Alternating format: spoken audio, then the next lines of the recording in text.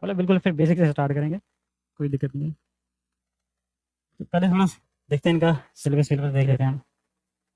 देखा है कभी सिलेबस जाके घर में? ठीक है, ये आपका प्रीलिम्स का सिलेबस। प्रीलिम्स में सिर्फ एक ही चीज़ मेंशन है यहाँ पे, जनरल साइंस।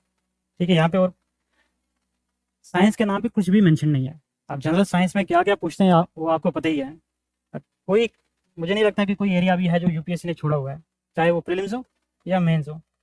एक चीज़ है ना, अब यहाँ पे देखेंगे, हालांकि प्रीलिम्स हमारा इतना ज़्यादा एग्जॉस्टिव एग्जॉस्टिव तो नहीं है ये सिलेबस, ज़्यादा हम मेंस ही का यूज़ करते हैं। अब यहाँ पे देखें, यहाँ पे क्या लिखा है, current event of national and international importance. ये करंट इवेंट में क्या क्या आ सकता है? करंट इवेंट क्या होता है? साइंस एंड टेक की कोई अगर डिस्कवरी हुई है तो वो भी साइंस एंड, वो भी नेशनल इवेंट है। जैसे चंद्रयान 3, नाम सुना है ना? चंद्रयान 3 जैसा था। तो यूपीएससी ने मेंस में क्वेश्चन पूछा वैसे। जेम्स वेब स्पेस टेलीस्कोप, हम देखेंगे इन क्वेश्चंस को भी। तो ये भी यूपीएससी ने मेंस में भी पूछा हुआ। प्रीलिम्स में तो बहुत आगे चले गए ये। तो इस नाम पे ना, ये करंट इवेंट के नाम पे ये साइंस के हर एक तरह के क्वेश्चन पूछते हैं। तो प्रीलिम्स में तो हमारा ज़्यादा इतना सिलेबस क्योंकि एग्जॉस्टिव नहीं है, बस इतना ही मेंशन है। ये आपका मेंस का सिलेबस। मेंस में क्या क्या हमें दिया हुआ है, तो ब्रॉडली हम इन्हीं थीम्स के अराउंड ही पढ़ेंगे, क्योंकि इससे ज़्यादा जाने का हमें कोई फ़ायदा भी नहीं है। पहला तो है कि हमें देखना है कि साइंस एंड टेक्नोलॉजी के डेवलपमेंट और जो हमारी डेली लाइफ में, अब ये डेली लाइफ को थोड़ा याद रखना, कुछ पीवाईक्यूज में आपको ये दिखेगी टर्म। फिर कुछ इंडियंस की अचीवमेंट, ठीक है, जैसे विक्रम साराभाई का क्वेश्चन पूछा हुआ है, स्वामीनाथन का पूछा हुआ है। तो ऐसे डिफरेंट डिफरेंट लोगों के भी अभी कभी हमें क्वेश्चन आते हैं। सीवी रमन का क्वेश्चन आया हुआ है बिल्कुल। फिर इंडियनाइजेशन ऑफ टेक्नोलॉजी, खासकर ये डिफेंस में आपको ज़्यादा मिलेगा। इन दो लाइन से इतना ज़्यादा हमें समझ नहीं आता, बट ये है हमारा, तो यही थीम्स हैं हमें, तो इन्हीं थीम्स पे हम पढ़ेंगे। अवेयरनेस एंड अवेयरनेस लिखा हुआ है, बट अभी बेसिक मेंस में पूछते हैं। प्रीलिम्स में थोड़ा सा टेक्निकल होता है। किस किस में? आईटी में, स्पेस में, computer, robotics, nano technology, biotechnology और इंटेलेक्चुअल प्रॉपर्टी राइट्स। तो ये 5-6 जो थीम्स है, इन्हीं थीम्स पे हम पूरा रखेंगे अपना क्लास को। अब चलो थोड़ा सा मैं बता देता हूँ, देखो रेलेवेंस इसकी सब्जेक्ट की। आपको क्या लगता है कितने क्वेश्चन आते होंगे साइंस एंड टेक में? प्रीलिम्स में कितने मार्क्स का होता है? Total 200 marks. Science and tech से कितने क्वेश्चन आते होंगे? हाँ, 10-15 क्वेश्चन के आसपास आते हैं, मतलब 15 से 20 से 30 नंबर के बीच में आते हैं साइंस एंड टेक पे। और हमें कट ऑफ कितना जा रहा है अभी? 90, तो मतलब 23 में 75 था लास्ट ईयर। इस साल मानना है हमारा कि 89 प्लस माइनस 2-3 ऐसा कुछ होगा। तो 92, 88 से 92 के बीच में ही होगा इस साल का कट ऑफ। इससे पहले जाता था ज़्यादा। तो अगर हम साइंस एंड टेक में, मतलब मेरे हिसाब से second, science and tech is the second easiest subject prelims के लिए, क्योंकि थोड़ा लॉजिक लगता है यहाँ पे। हम देखेंगे कुछ क्वेश्चन में लॉजिक भी, जो क्वेश्चन हम यहाँ पे एटलीस्ट सॉल्व करेंगे। तो अगर इसमें से अगर आपको 10 क्वेश्चन आए, मान लो आप 8 क्वेश्चन कर पाते हैं, 80% एक्यूरेसी है। इतना ही बाकी शायद ही किसी सब्जेक्ट में मिलता है अदर देन पॉलिटी, अगर स्टैटिक से पूछें तो। ठीक है, रिलेवेंस इसकी बहुत ज़्यादा है। जैसे आप देखेंगे यहाँ पे 2024 तक एवरेज साइंस एंड टेक के क्वेश्चन 15, 15, 10, 7, 7, यहाँ पे इस टाइम में कम हुए थे क्योंकि करंट अफेयर बढ़ा दिया था इन्होंने। 16-17 का जो टाइम था, करंट अफेयर में से ज़्यादा क्वेश्चन पूछते थे साइंस एंड टेक के। तो अगर 24 के आसपास का देखें, 14, 14, 13, तो ये हमारा मोस्टली हमारे इसी रेंज में रहता है साइंस एंड टेक का। और मेंस में साइंस एंड टेक का कहाँ पे आता है? देखो GS3 में हमारे पास क्या क्या है, आपने देखा होगा, इतना सिलेबस तो देख लिया ना। क्या क्या आता है? सबसे पहले इकोनॉमी, फिर एग्रीकल्चर, फिर हाँ ecology, environment plus disaster management, फिर science and tech and internal security. Marks के हिसाब से देखेंगे पिछले 4-5 साल से लगभग सेम मार्क्स आए हैं। इसमें भी 50, इसमें भी 50। बट एग्रीकल्चर प्रिपेयर करना बहुत आसान है, इकोनॉमी प्रिपेयर करना पता नहीं। 22 साल का आपने पेपर देखा होगा 2024 का, एक क्वेश्चन आया था लेबर कोड्स। लेबर कोड्स के बारे में पूछा, ये 2020 का है। 2020 से थोड़ा थोड़ा नजर मारते आ रहे थे, 24 तक भूल गया, सब भूल गए थे। और 24 में इसका क्वेश्चन आया था, और क्वेश्चन में 15 नंबर का था, और पूछा था कि कौन कौन से लॉज थे इसमें। चार चार कोड थे, वो चारों में पूछे थे, उनके नाम पूछे थे, जो एग्जाम में ओबियसली याद तो नहीं था। तो इकोनॉमी में अक्सर ऐसा होता है। एग्रीकल्चर इज वेरी डूएबल, ये तो ज़्यादा टेक्निकल नहीं पूछते हैं। Ecology, environment, disaster management. Disaster management में हर साल नया नया डिजास्टर आएगा। जैसे इस साल हीट वेव का पूछा था, आई थिंक हीट वेव। इसी तरह लास्ट ईयर डैम सेफ्टी का पूछा हुआ था। तो इसके भी दोनों के कंबाइंड 50 मार्क्स होंगे, साइंस एंड टेक के भी 35 से 50 मार्क्स। तो 50 मार्क्स का एवरेज लेके चलेंगे। और इंटरनल सिक्योरिटी का भी 50 मार्क्स। तो 5 है टोटल मिला के 250 सब्जेक्ट, 250 मार्क्स। और कितने मार्क्स आ रहे हैं अभी GS3 में मेंस में। अगर आप दिल्ली जैसे शहर में बजट में आईएएस की तैयारी करना चाहते हैं तो इस वीडियो को एंड तक जरूर देखें। ये है बनो आईएएस। इसको रन करने वाले हैं UPSC qualified ex civil servant and Jamia RC alumni. यहाँ की फैकल्टी को ना केवल यूपीएससी एग्जाम का एक्सपीरियंस है बल्कि पढ़ाने का भी सालों का एक्सपीरियंस है। ये एक्सपर्ट फैकल्टी हर टॉपिक को अच्छे से एक्सप्लेन करते हैं, उसके बाद हर टॉपिक को डिक्टेट करते हैं ताकि आपके पास अपने खुद के हैंड रिटन नोट्स हो। साथ ही क्लास में प्रीलिम्स और मेंस के प्रीवियस ईयर क्वेश्चन को सॉल्व किया जाता है और डिस्कस भी किया जाता है। यहाँ पे आपको सिविल सर्वेंट्स जैसे कि आईएएस, आईआरएस और एक्स सिविल सर्वेंट्स साथ के साथ जामिया आरसी के एलुमनाइज आपको पर्सनल मेंटरशिप देते हैं। डेली आंसर राइटिंग जो कि सारे टॉपर्स रिकमेंड करते हैं, इस पर यहाँ पे बहुत फोकस किया जाता है जो कि बाकी कोचिंग्स में नहीं होता है। इसके साथ ही आपको मिलती है प्रीलिम्स और मेंस की टेस्ट सीरीज जो आपको एग्जाम के लिए रेडी करती है। यहाँ के अगर हाईलाइट्स की बात करें तो स्मॉल बैच साइजेस जिसमें 60 स्टूडेंट्स होते हैं और जीएस कोर्स के साथ आपको एसए और सीसैट की क्लासेस भी होती है जिसके लिए आपको अलग से पे करने की जरूरत नहीं है। और ये लोकेटेड है सुखदेव विहार मेट्रो स्टेशन के बिल्कुल सामने। तो देर किस बात की, आज ही स्टार्ट करें और अपने यूपीएससी के सपने को साकार करें। थैंक यू फॉर वॉचिंग बनो आईएएस।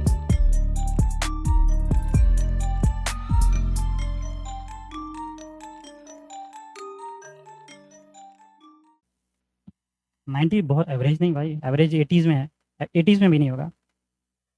100 अगर मार्क्स आ जाते हैं, अगर 102 लास्ट ईयर के टॉपर के थे, जितना डेटा हमारे पास है 102 हाईएस्ट मार्क्स है GS3 में, और एवरेज इसका आपको मिलेगा मान लो 75 से 80 के आसपास, इतना एवरेज अभी। तो बहुत मुश्किल है इसमें मार्क्स आना मेंस में, तो इसलिए ज़्यादा फिर रेशनलाइज करने के लिए हम बाकी सब्जेक्ट्स करते हैं। बट अगर कश्मीर से है भाई, है ना, और JKPSC में वहाँ पे अगर आप देखेंगे GS3 में लास्ट टाइम मुझे दिए थे 145 मार्क्स, और मुझे नहीं पता क्यों दिए थे मेरे हिसाब से अगर मैं खुद देता मैं 110 नंबर देता या 105 नंबर देता। और कुछ लोग हैं जो बहुत अच्छे लगेंगे उनको देंगे 34-35 मार्क्स। तो एक डॉक्टर एक है हमारे साथ, तो फॉर्चुनेटली सिलेक्ट हो गया, उसको जो ऑप्शनल में अच्छे मार्क्स आ गए थे तो उसको 34 मार्क्स दिए थे GS3 में। ठीक है, तो आप देखेंगे GS3 अगर आप स्टेट का भी एग्जाम कोई देखेंगे तो काफ़ी ज़्यादा मार्क्स इसमें से बन जाते हैं, और खासकर साइंस एंड टेक बहुत डूएबल होता है। ठीक है, तो इंटरनल सिक्योरिटी तो हमारा जो साइंस एंड टेक है जिसमें हमारा फोकस रहेगा 35 to 50 मार्क्स, इसी के हिसाब से हम देखेंगे। ये कुछ थीम्स हैं ये जिन पे इन्होंने प्रीलिम्स में क्वेश्चंस पूछे हुए हैं, तो जस्ट ब्रीफली इसको देख लेना है सो दैट हम भटक ना जाएं। क्योंकि एक चीज़ आपको पता चलेगी, अभी आप नए नए स्टार्ट किए होंगे तो शुरू में लगता है सब कुछ पढ़ लूँगा, तो एक स्टेज के बाद इंसान बोलता है कि काश सब कुछ पढ़ने की ज़रूरत ना पड़े। शुरू में अभी आपको लगेगा कुछ नहीं छोड़ूंगा, न्यूज़पेपर मिल रहा है उसमें स्पोर्ट्स भी पढ़ूंगा क्योंकि मज़ा आता है पढ़ने में। फिर एक स्टेज के बाद इतनी सेचुरेशन आती है ना, दिमाग ख़राब होता है इतना पढ़ने में। तो इसलिए जैसे एक जामिया आरसी की एक बड़ी मशहूर बात है, यहाँ पे सीनियर्स अक्सर बोलते रहते हैं, जिनका दिल यहाँ पे सब्जेक्ट में लगता है वो फेल होता है, तो जिनका दिल मार्क्स के साथ लगता है वो टॉपर बनता है। तो ज़्यादा सब्जेक्ट्स के साथ दिल नहीं लगाना है। जैसे होता है ना, किसी को मुझे पॉलिटी बहुत अच्छा लगता है, अगर 10 घंटे पढ़ रहे हैं, 8 घंटे पॉलिटी पढ़ रहे हैं, मार्क्स कितने आएंगे? वही 20-30 नंबर प्रीलिम्स में, तो प्रीलिम्स ही पास नहीं होता है। फिर बोलते चलो जब मुझे मेरा मेंस आया तो मैं मेंस निकाल लूँगा, तब तक अटेम्प्ट खत्म हो जाते हैं। ये नहीं होना चाहिए। ठीक है, तो सब्जेक्ट के साथ ज़्यादा इतना दिल नहीं लगाना है, नज़र रखना मार्क्स पे। ठीक है, और मार्क्स के साथ साथ किन टॉपिक्स पे क्वेश्चन पूछे जाते हैं, तो ये हमारे प्रीलिम्स के ब्रॉड टॉपिक्स हैं जिन पे ज़्यादा क्वेश्चन पूछे हैं इन्होंने। सबसे ज़्यादा स्पेस में हम देखेंगे, सबसे ज़्यादा स्पेस पे आते हैं, और फिर उसके बाद बायोटेक पे आते हैं। स्पेस में ये हमारा, अब कुछ मिशन आपको देखेंगे, कैसे नहीं हाइजीन मिशन, अभी टेंशन नहीं लेना, ये सारा हमें पढ़ना ही है। फिर डिजिटल सिग्नेचर हो गया, इवेंट होराइजन, ब्लैक होल्स के बारे में। ठीक है, तो इसको भी हम पढ़ेंगे। हालांकि ज़्यादातर टीचर आपको देखेंगे इसमें एस्केपिस्ट होते हैं, ज़्यादा पढ़ाते नहीं हैं, वो टेक्निकल है ये। फिर OLEDs पे एक बार यूपीएससी ने LEDs पे 2 बार मेंस में क्वेश्चन पूछा हुआ है, 2013-2016 में। तो प्रोजेक्ट लून पे पूछा है, qubit quantum technology, artificial intelligence पे यूपीएससी ने मेंस में भी 1-2 बार क्वेश्चन पूछा है। एक तो डायरेक्टली पूछा, एक बार जनरेटिव AI पे पूछा था। ठीक है, तो ये हमारे पास कुछ टॉपिक्स हैं, इन्हीं टॉपिक्स के हिसाब से हम चलेंगे। ठीक है, ये पीटी का हमारा, और मेंस में जैसे मैंने बताया आपको, ये हमारा मेंस का 2013 से ऑनवर्ड हमें किस तरह से कितने मार्क्स आ रहे हैं।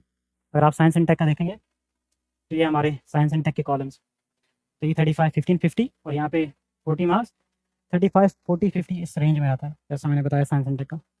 और क्वेश्चंस किस तरह के आते हैं, कुछ क्वेश्चन देख लो इसमें से। इलेक्ट्रिक व्हीकल्स का, ठीक है, उसके बाद AI का, लास्ट भी यूपीएससी ने जनरेटिव AI पे भी क्वेश्चन पूछा हुआ था, 15 मार्कर। फिर उसके बाद जेम्स वेब स्पेस टेलीस्कोप में भी आप पढ़ेंगे अभी। उसके बाद ये देखें आप, जो मैंने बताया था कि जनरल क्वेश्चंस कुछ आते हैं। What are the research and development achievements in applied biotechnology, basic question है। और इससे क्या अचीवमेंट, इन अचीवमेंट से क्या असर पड़ेगा, किस तरह से हम अपलिफ्ट कर सकते हैं पोरस सेक्शन को। फिर इसी तरह नैनो टेक्नोलॉजी क्या है, ये हेल्थ सेक्टर को किस तरह से इंप्रूव कर सकता है। बेसिक क्वेश्चन, बिल्कुल बेसिक थीमेटिक क्वेश्चन इनको हम बोलते हैं। फिर इसी तरह स्टेम सेल थेरेपी, तो ये भी पढ़ना हमें मेंस प्रीलिम्स में, इस पर कई बार क्वेश्चन आया है। फिर इसी तरह आप ये देखें चंद्रयान का 2023 का मेंस मैंने लिखा था, पता नहीं इन्होंने क्या क्वेश्चन पूछा था। What are the main task of, जो भी आगे ये तो पता ही है हमें। आगे क्या पूछा है, list the countries that have achieved this task, किन किन कंट्रीज ने ये पहले अचीव किया हुआ है। सॉफ्ट लैंडिंग, हमने सॉफ्ट लैंडिंग कराई थी अगर आपको पता हो, तो ये पढ़ना है हमें सॉफ्ट लैंडिंग क्या चीज़ है। फिर आगे क्या पूछा है, introduce the systems the spacecraft launched and explain the role of the VLSC। अब कौन कौन से सिस्टम्स, पेलोड जिसको हम बोलते हैं, कौन कौन सा पेलोड इसके साथ है। अगर सीरियसली बताऊं तो हमारे अब्बा को भी नहीं पता था एग्जाम कंडीशन में नहीं याद आया। फिर उसके बाद आगे ये पूछा VLC का क्या, इस क्वेश्चन में तो ऑब्वियसली जुगाड़ू आंसर लेके आते, पता नहीं क्या लिखा था। ऐसे क्वेश्चन आपको कई सारे दिखेंगे जो जिनका आपको ज़्यादा आइडिया लगता नहीं है। वैक्सीन डेवलपमेंट, आप डॉक्टरों से जाके पूछें वो भी साइड से ही निकल जाएंगे। वैक्सीन डेवलप किस तरह से करते हैं, क्योंकि कोविड के बाद आपको पता है mRNA वैक्सीन बनाई थी, और mRNA वैक्सीन पे नोबेल प्राइज़ भी मिला था लास्ट ईयर ही। ठीक है, फिर LED से जैसे मैंने बताया। फिर उसके बाद इंडिया स्पेस स्टेशन बनाने वाला अपना कब पूछा क्वेश्चन, 2019 में। अभी स्पेस स्टेशन हमने लॉन्च नहीं किया है, अभी इसके लिए एक्सपेरिमेंट करें। स्पेडेक्स मिशन जो अभी फरवरी में ही हुआ था। ठीक है, तो ऐसे कई सारे आपको इनिशिएटिव्स मिलेंगे जो आपको पहले पढ़ने हैं, यूपीएससी बाद में क्वेश्चन पूछेगा। कई सारे ऐसे होंगे जो हो जाएंगे, फिर यूपीएससी उसके बाद उस पर क्वेश्चन पूछना है, यूएस इंजीनियर करके। ठीक है, तो दोनों तरह के देखेंगे मेजर, हमें इनमें से खासकर उन पे देखेंगे। 2017 में इन्होंने MOM पे पूछा था। MOM क्या है, मार्स ऑर्बिटर मिशन। अगर आपको थोड़ा ध्यान हो, 2014 में हम मार्स पे भी पहुंच गए थे, लैंड नहीं किया था बट उसके ऑर्बिटर थे, मार्स ऑर्बिटर मिशन। क्वेश्चन कब पूछा है, 2017 में, 2017 में, और 2014 में भी क्वेश्चन पूछा था। तो इस पर 2 क्वेश्चन आए MOM पे। समझ आया, मतलब आइडिया लग रहा है थोड़ा। तो इसको एक बार ना आप इन PYQs को, जो प्रीलिम्स के हैं, मेंस के, उनको थोड़ा देखा करना। जैसे मैंने बताया, दिल लगाना है तो मार्क्स के साथ लगाना, सो दैट एग्जाम निकले। यहाँ गुरु तो बनना है नहीं। ठीक है, तो थोड़ा स्टार्ट करते हैं। अभी हम 5 थीम्स हैं, 5 थीम्स में पूरा साइंस एंड टेक कवर करेंगे। इस चीज़ को ट्रैक करते रहना है आप भी। सबसे पहले हम स्टार्ट करेंगे स्पेस टेक, एंड थोड़ा सा इसमें बेसिक फिजिक्स भी देखेंगे, या आप कहें तो कॉस्मोलॉजी, थोड़ा सा कॉस्मोलॉजी भी देखना पड़ेगा। स्पेस टेक इसी से स्टार्ट करेंगे हम, साथ में कॉस्मोलॉजी जो ब्लैक होल्स वाला जो पार्ट है वो भी देखेंगे। फिर इसके साथ थोड़ा देखेंगे हम बायोटेक का। बायोटेक में वही जो क्रिस्पर वगैरह पे कई बार क्वेश्चन आए हैं, CRISPR technology, DNA, micro RNA क्या है, RNA एडिटिंग। इस बार RNA एडिटिंग काफ़ी न्यूज़ में रहा है, तो आने वाले वक्त में क्वेश्चन उस पर दिख जाएगा। फिर computer plus basic ICT, information and communication technology, इसमें हम देखेंगे AI क्या चीज़ है, ब्लॉकचेन टेक्नोलॉजी क्या चीज़ है। फिर इसी तरह जनरेटिव AI वगैरह, वो सारी चीज़ें इसमें देखेंगे, क्रिप्टोज वगैरह देखेंगे। फिर इसके बाद 4th डायमेंशन हम देखेंगे डिफेंस टेक्नोलॉजी। डिफेंस टेक्नोलॉजी में कुछ टाइम से अभी क्वेश्चन नहीं आ रहे हैं, बट UPSC है, कभी भी क्वेश्चन आ सकते हैं, फिर तो पढ़ना तो हमें पड़ेगा। इसके बाद जो 5th है, जो हमारा बायोटेक है, बायोटेक के साथ साथ हम इसका जनरल साइंस भी देखेंगे, सेल क्या चीज़ है। फिर कुछ डिजीजेज देखेंगे, डिजीजेज और उनकी ट्रीटमेंट भी देखेंगे इसी में। फिर लास्ट पे देखेंगे हम रोबोटिक्स। रोबोटिक्स आने वाले टाइम में बहुत इंपॉर्टेंट रहेगा, तो काफ़ी क्वेश्चन आपको 1-2 साल में एटलीस्ट मेंस में तो देखेंगे। Robotics, nanotech plus energy. अब एनर्जी में एक बहुत इंपॉर्टेंट है न्यूक्लियर एनर्जी, तो न्यूक्लियर रिएक्टर क्या है हमारे, तो सारा कुछ इसमें देखेंगे। हालांकि न्यूक्लियर रिसोर्सेज आप पढ़ते हैं ज्योग्राफी में, अगर आपने ज्योग्राफी पढ़ा होता तो काफ़ी चीज़ें आपको रेलेवेंट लगती, ये समझ आती है आपको ज़्यादा। ठीक है, डिक्टेशन का याद रखें, डिक्टेट में खुद ही कराऊंगा। ठीक है, डिक्टेशन की टेंशन नहीं लेना आप, डिक्टेट में खुद करा दूंगा। चाहो तो इसको एक बार लिख लो आप, दोनों स्मॉल मॉड्यूलर रिएक्टर यूनिट्स में भी आ सकते हैं। और नैनोटेक जो ये मेंस के लिए ज़्यादा इंपॉर्टेंट है। जनरल साइंस, क्रिस्पर, इसको छोड़ दो, ये लिख लेना, बायोटेक प्लस जनरल साइंस। जो कंपोनेंट स्टार्ट करेंगे उसके टॉपिक्स उस टाइम पे लिख लेंगे हम। तभी बस थीम याद रख लो कि इन 5 में हमें पूरा कवर करना पड़ेगा। हो गया। अच्छा, सोर्सेज वर्सेज का आप बाद में पूछे तो पहले ही मैं बता देता हूँ ज़रा, ये बच्चे फिर बाद में आगे पूछते हैं सोर्सेज कौन सी यूज़ करें। एक तो जो मेरे नोट्स हैं इनको यूज़ करना है, क्योंकि एक लिमिटेशन समझना आप, तो मैं थोड़ा इसमें रियलिस्टिक ही आपको बताऊंगा। मेंस की रिक्वायरमेंट डिफरेंट है, प्रीलिम्स की रिक्वायरमेंट डिफरेंट है हर सब्जेक्ट के लिए। ठीक है, मेंस में अभी जिस तरह से एग्जाम इवॉल्व हुआ है ना, तो हमें उससे बहुत ज़्यादा इवॉल्व करना पड़ेगा खुद को। बहुत रियलिस्टिकली मैं बता रहा हूँ आपको। जैसे हम लोग बोलते हैं कि एग्ज़ाम टफ होता जा रहा है, क्वेश्चंस टफ नहीं हुए हैं ज़्यादा, बच्चों के आंसर्स बहुत ज़्यादा टफ हो गए हैं। बच्चों के आंसर्स जो है ना बहुत इवॉल्व हुए हैं। आप देखेंगे एक बच्चा आएगा, एक डायग्राम बनाएगा, दूसरा आएगा कोई नया डेटा पॉइंट लेके आ जाएगा। तो बच्चों के आंसर्स के एवोल्यूशन की वजह से एग्जाम काफ़ी टफ होता जा रहा है। तो किसी जगह पे भी क्लासरूम से पूरा आप कवर नहीं कर सकते हैं। ठीक है, अभी आप इस इल्यूजन में नहीं रहें कि क्लास में आपको सारा कुछ मिल जाएगा। क्लास में जितना टीचर की लिमिटेशन है उस दायरे में रह के वो आपको बताएगा। तो मैं चाहता हूँ कि मतलब इस इल्यूजन में ना रहें। ठीक है, हम खुद स्टूडेंट एज स्टूडेंट फिर सफ़र करते हैं, तो ऐसा आप लोगों के साथ ना, तो पहले ही मैं बता रहा हूँ, क्लास की टीचर की लिमिटेशन के हिसाब से टीचर पढ़ाता है। जितना वो पढ़ाएगा वो आपको करना ही करना है, बट फिर आपको एक्स्ट्रा एफर्ट जो है अपनी तरफ से वो लगानी ही पड़ेगी, इसमें कोई डाउट नहीं है। ठीक है, same is for the science and tech. जितना मैं पढ़ाऊँगा ओबियसली मैं कोशिश करूँगा कि जितना ज़्यादा इंपॉर्टेंट है वो तो मैं कवर करा लूँ, और थियोरेटिकल पर्सपेक्टिव से मैं कवर करा लूँगा। थियोरेटिकल पर्सपेक्टिव की ये तो मैं गारंटी देता हूँ। फैक्चुअल चीज़ें जो ऐड होती रहेंगी, न्यूज़पेपर जो आपका है वो तो आपको करते रहना पड़ेगा। आपको स्टेज दर स्टेज उन चीज़ों को ऐड करते रहना है। ठीक है, तो पहली चीज़ ये याद रखना कि क्लासरूम के मटेरियल पे आप 100% रिलाई करके एग्जाम देने नहीं जाओगे। ठीक है, जब मेंस का टाइम आएगा मेंस के डिफरेंट नोट्स होंगे, जब प्रीलिम्स का टाइम आएगा तो क्लास नोट्स आप यूज़ करेंगे, फिर थोड़ा ऐड भी करेंगे उसमें। तो सबसे पहले तो मैं बोलूँगा कि क्योंकि साइंस एंड टेक की हमारे पास कोई ऐसी अच्छी रिसोर्स नहीं है जिसको आप पढ़ें तो साइंस एंड टेक सारा आ जाए, मेरे नोट्स पढ़ लेना। प्लस करंट अफेयर के लिए ओबियसली न्यूज़पेपर, आप कौन सा न्यूज़पेपर आपको पता ही है, टॉप 2 न्यूज़पेपर से उनमें से कोई सा भी पढ़ें, हाँ वो आपको पता ही है, इंडियन एक्सप्रेस और हिंदू। इन दो में से कोई एक, ऐसा नहीं है कि दोनों। अगर अभी आप स्टार्ट करेंगे तो अभी मैं अज्यूम करके चल रहा हूँ आपको 3 से 4 घंटे तो लगते होंगे। लगता है अभी स्टार्ट किया न्यूज़पेपर पढ़ना? इतना नहीं लगता टाइम आपको? क्या बात है, कम लगता है 20 मिनट में? क्या बात है, क्या बात है। मैंने जब स्टार्ट किया था मुझे 6 घंटे लगते थे, पूरा दिन न्यूज़पेपर में निकल जाता था। अभी हाँ नहीं भाई, अभी तो हमें टाइम हो गया ना प्रिपेयर करते हैं। अभी इंटरव्यू के टाइम पे मुझे सुबह बैठता था न्यूज़, शाम तक मुझे दोस्त पे बोलते थे अभी भी न्यूज़पेपर खत्म नहीं हुआ तुम्हारा। अभी भी बहुत स्लो हो गए, बहुत स्लो पढ़ता न्यूज़पेपर। ये काफ़ी कुछ होता है ना अगर आप डिटेल में देखेंगे, बट हाँ आइडियली तो लेस देन 1 आवर लगना चाहिए।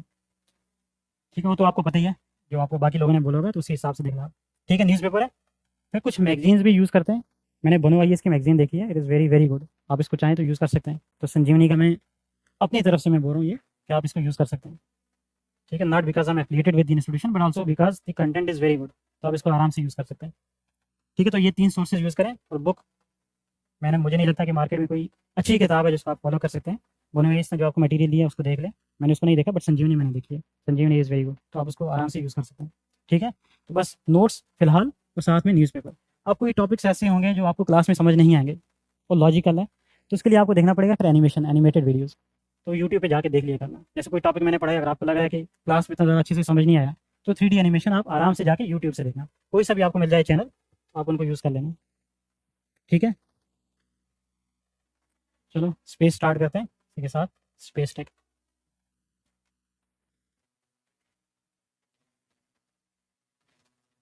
सबसे पहले इसमें इसमें क्या क्या पढ़ना है? सबसे पहले इसमें देखेंगे कुछ बेसिक्स। बेसिक्स में हम देखेंगे ग्रेविटी क्या चीज़ है, कुछ केपलर लॉज भी देख लेंगे। हालांकि आप तो पढ़ाया नहीं जाता ये, बट हम पढ़ेंगे सो दैट हमारा, क्योंकि आर्ट्स बैकग्राउंड वाले बच्चे हैं उनको भी समझ आ जाए। फिर न्यूटन के कुछ लॉज देख लेंगे, फोर्स क्या चीज़ है, एक्सेलरेशन क्या चीज़ है, ये सारा कुछ देखेंगे। और इसी के साथ साथ इसमें कुछ, चलो उसको अलग से लिख देते हैं। सेकंड देखेंगे ऑर्बिट्स। अभी लिखो नहीं, पहले देख लो ये चीज़ें। ऑर्बिट्स में हमें देखना है लो अर्थ ऑर्बिट क्या है, मीडियम अर्थ ऑर्बिट क्या होता है, जियो स्टेशनरी अर्थ ऑर्बिट या हाई अर्थ ऑर्बिट क्या है। फिर इसके साथ देखेंगे sun synchronous orbit, geo synchronous orbit, geo stationary orbit, geo transfer orbit, low energy transfer orbit. फिर इसके साथ साथ फिर लॉन्च व्हीकल्स देखेंगे कुछ। इसमें 2 चीज़ें देखेंगे, इनके कंपोनेंट क्या क्या होते हैं। फिर देखेंगे इसरो की जो जनरेशन हैं, जनरेशन ऑफ इसरो। जैसे पहले सैटेलाइट लॉन्च व्हीकल, फिर इसमें ऐड किया हमने, उसको बना दिया हमने ऑगमेंटेड सैटेलाइट लॉन्च व्हीकल। फिर PSLV, फिर नाम अगर सुना है GSLV, फिर next generation space launch vehicle, फिर SSLV and so on. GSLV में एक और आपको मिलेगा अभी लॉन्च व्हीकल मार्क 3। ठीक है, फिर इसके साथ देखेंगे सैटेलाइट्स। सैटेलाइट्स में देखेंगे हम earth observation satellite, remote sensing satellite, communication satellite, navigation satellite. ठीक है, और भी कुछ है, ये टॉपिक अभी फिलहाल लिख लें, लिख लो इसको पहले। और इसके अलावा भी कुछ और बनाने, आप इस तरह से नहीं बनाना, आप वर्टिकली लिख लेना, क्योंकि अभी 4-5 और चीज़ें बोर्ड में मैं पूरा लिख नहीं सकता हूँ। अभी कॉलेज लग रहे हैं आप लोगों के, जो फर्स्ट ईयर सेकंड ईयर वाले हैं, चल रहे हैं कॉलेज, क्लासेस के बाद ही आते हो? बहुत हिम्मत है, बैठ जाते हो यहाँ पे। यूज़ करो, एनर्जी अपनी है अच्छे से लगा के रखो। अभी फिलहाल मेरे हिसाब से मतलब जो बिगनर्स हैं अभी 2-3 घंटे देते हैं, अगर बहुत है वो, ज़्यादा टाइम देना नहीं, क्योंकि बाद में एग्जॉस्ट हो जाते हैं इंसान। सैचुरेशन बाद में नहीं आनी चाहिए, ठीक है? अगर सैचुरेशन आ गई एग्जाम के टाइम पे, फिर इंसान नहीं कर पाता कुछ। समझना है तो बताना। Components plus generation of ISRO, generation of ISRO, ISRO के जो लॉन्च व्हीकल्स की जो जनरेशन है। अगर मैं कुछ टर्म लिख रहा हूँ ना, तो अगर मैंने ऐसे लिखा है जेन फिर ऊपर है, तो इसका मतलब जनरेशन। ठीक है, शॉर्ट में थोड़ा यूज़ करूँगा तो earth observation satellite, EOS, RSS, ये वो RSS नहीं है, कम्युनिकेशन सैटेलाइट, नेविगेशन सैटेलाइट। इसके बाद कितने हुए अभी? 4। फिर फिफ्थ हमारे पास स्पेस एक्सप्लोरेशन। एक्सप्लोरेशन में क्या क्या हमें देखना है? जैसे सबसे पहले लूनर देखेंगे, फिर मार्स के देखेंगे कुछ, फिर स्पेस फ्लाइट्स कुछ देखेंगे, फिर इसके साथ साथ सन के भी देखेंगे, सोलर। फिर उसके बाद जो स्पेस ऑब्जर्वेटरीज हैं उनको देखेंगे। लूनर में एक तो पता ही है आपको, चंद्रयान 1, 2, 3। फिर इसी तरह भी नासा का है, अगर नाम सुनो, आर्टिमिस, पता है कुछ? वापस इंसान को चांद पे भेजने वाले हैं। फिर मार्स में देखेंगे MOM, KS वालों के लिए JKPSC में 2023 के मेज़ में उन्होंने क्वेश्चन पूछा था MOM का, अब इतनी सदियों बाद।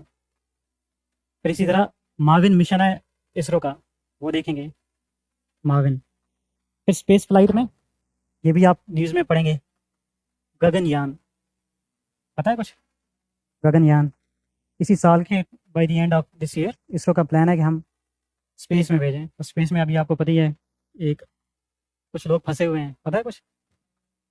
सुनीता आंटी जी, हाँ वही। फिर उसके बाद सोलर में आप देखेंगे पार्कर प्रोब, आदित्य L1, ये 2 इंपॉर्टेंट हैं, इन्हीं को देखेंगे।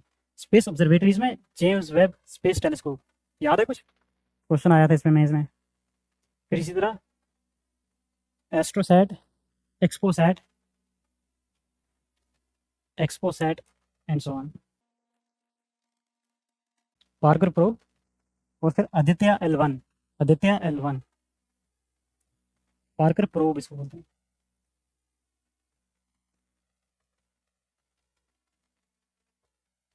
कोशिश करें कि हम ब्रॉडली मेजर ये सारा कुछ कवर कर ही लें। स्पेस सबसे ज़्यादा टेक्निकल भी है, सबसे टफ भी है, खासकर जो एस्ट्रोनॉमी, एस्ट्रो फिजिक्स वाला पार्ट पढ़ेंगे, कॉस्मोलॉजी वाला पार्ट। ये थोड़ा फैक्चुअल है, कंसेप्ट समझ आ जाए फिर ज़्यादा प्रॉब्लम नहीं होती है, क्वेश्चन इंसान आराम से निकाल सकता है प्रीलिम्स में। हो गया? फिर इसके बाद देखेंगे स्पेस गवर्नेंस, ये है 6th space governance. 7th private sector in space, फिर डेवलपमेंटल रोल ऑफ इसरो। ये मेंस की थीम है, 2 बार यूपीएससी ने मेंस में सीधा यही क्वेश्चन पूछा हुआ है।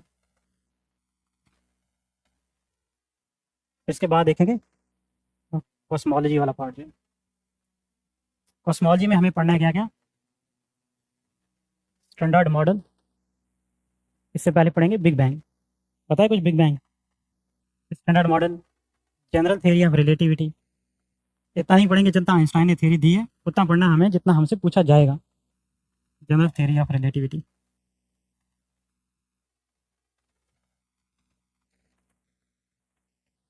फिर इसके साथ साथ कुछ और थ्योरीज भी हैं, string theory, M theory. Terms पता हो इंसान आराम से निकाल सकता है आंसर। फिर देखेंगे कुछ terms, black hole, gravitational waves,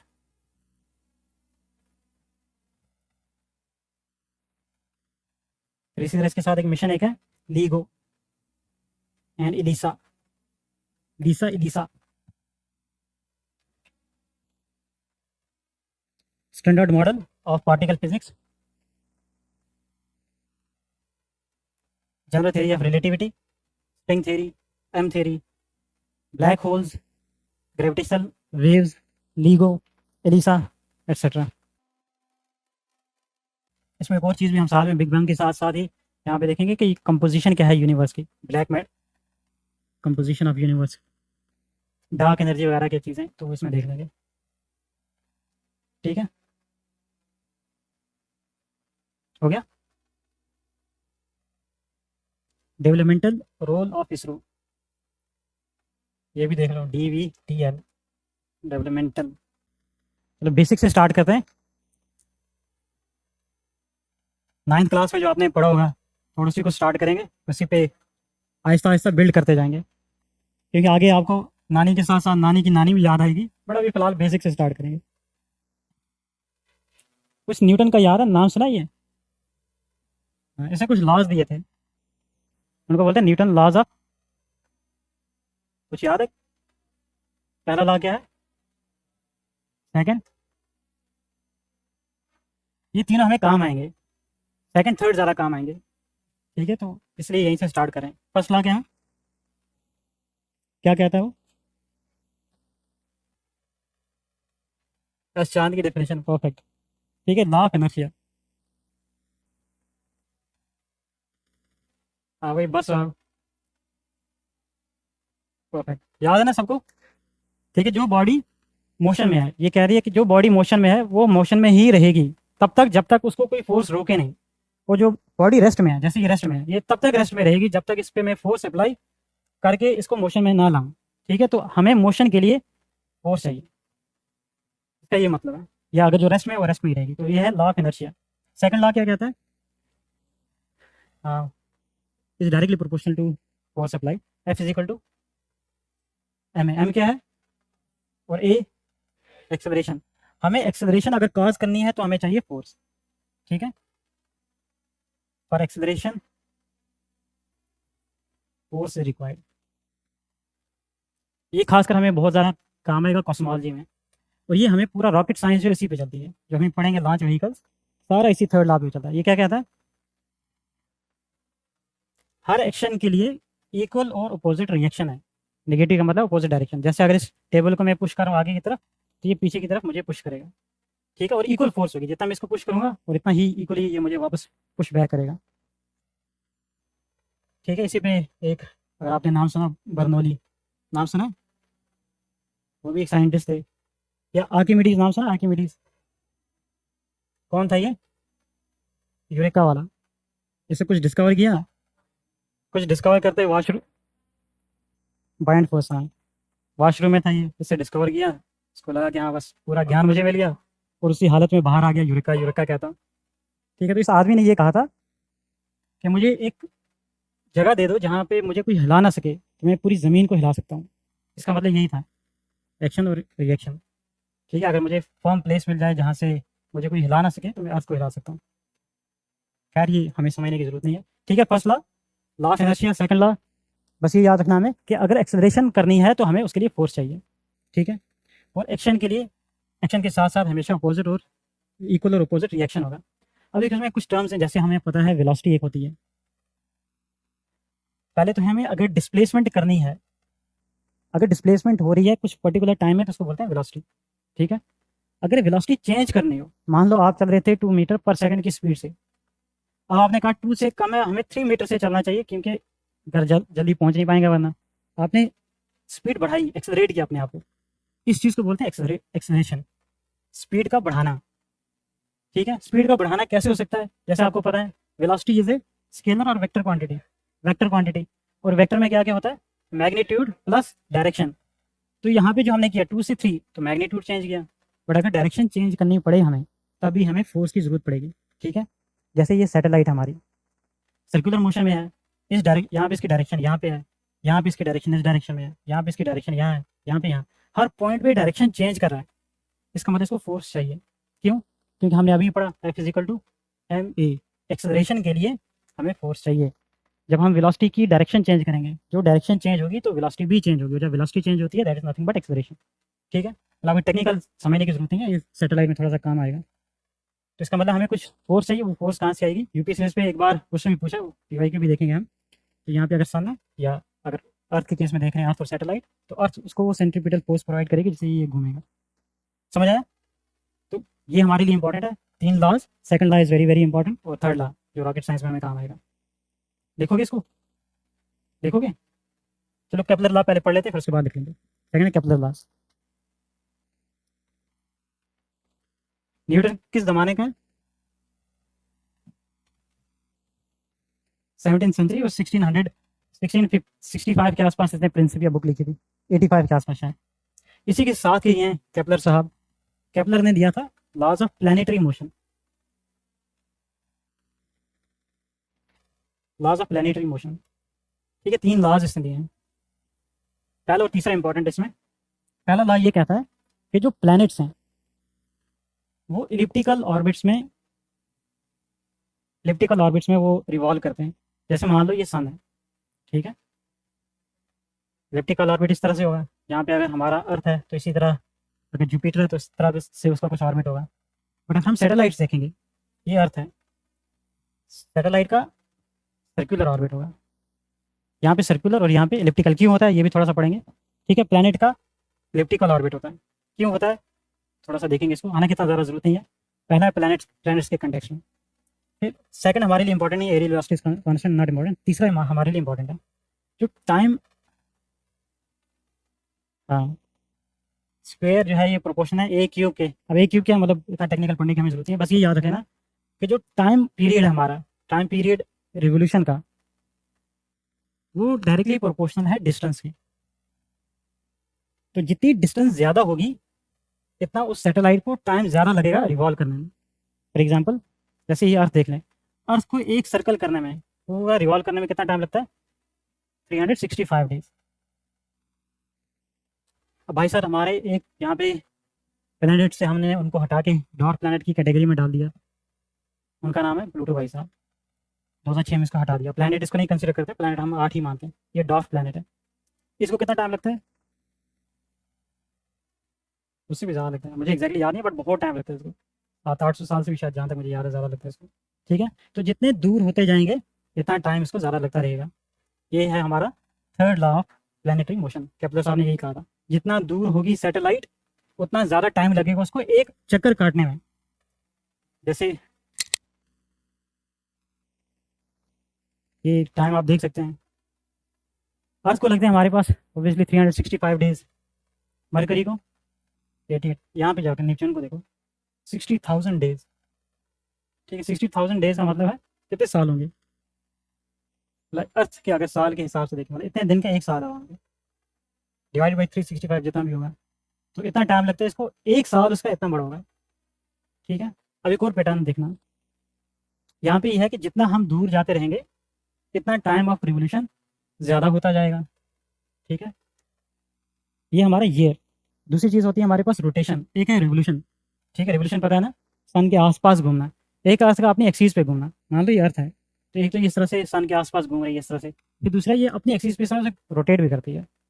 तो रोटेशन वाली जो चीज़ है उसको हम बोलते हैं डी, एक दिन, ठीक है। अर्थ पे कितने घंटे का दिन होता है? 12 घंटे का, मतलब ओवरऑल डे का मतलब होता है डे नाइट मिला के। लगा शायद रमज़ान के रातों में काट दिया, ठीक है। बाकी प्लैनेट्स का देखना यहाँ पे, जितना दूर जाते रहेंगे इतना कंपैरेटिवली कम होता है। वैसे डायरेक्ट रिलेशन तो नहीं है ऐसी। अर्थ को 24 आवर्स, सबसे छोटा, एक बार एक एग्जाम में पूछा था, तो नहीं मैंने कोई देखा था एग्जाम,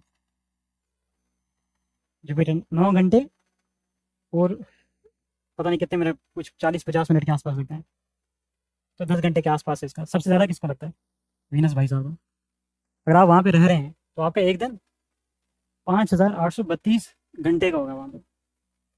अगर आप यहाँ पे जुपिटर पे रह रहे हैं तो 10 घंटे में आपका 6 घंटे में इफ्तारी हो जाएगी अगर बचे वहाँ पे, ठीक है। बट इसमें पैटर्न देखें, जैसे यहाँ पे हमने देखा, यहाँ पे पैटर्न है कि जितना प्लैनेट दूर होता जाएगा इतना टाइम पीरियड जो है वो बढ़ता जाएगा। But this is not true in case of the length of the day. Length of the day में कोई फिक्स पैटर्न नहीं है। जैसे यहाँ से इंक्रीज हुआ फिर डिक्रीज हो गया, फिर बीच में फिर डिक्रीज फिर इंक्रीज होने लग गया, ठीक। कोई फिक्स पैटर्न नहीं है। क्यों नहीं है? नॉट फर्स्ट हाँ, एक दूसरे का भी इम्पैक्ट है। एक और चीज़ है, जब बिग बैंग हुई तो प्लैनेट जो थे ये अपनी मर्जी से घूम रहे थे, ठीक है। जब इनको सन ने पकड़ा तो यही हमारा एलिप्टिकल, पहले थोड़ा सा लिख लो फिर मैं बताता हूँ, थोड़ा लिख लो इसमें। न्यूटन लॉज ऑफ मोशन, हालांकि ये चीज़ें पढ़ते नहीं है बट क्योंकि हमें काम आएंगी तो पढ़ लेते हैं थोड़ा सा। Newton laws of motion, second third law लिखेंगे, सेकंड लॉ लिखें इसमें। Second law, force is required to, second law, second law of motion इसमें लिखें, force is required to cause acceleration, force is required to cause acceleration in a body.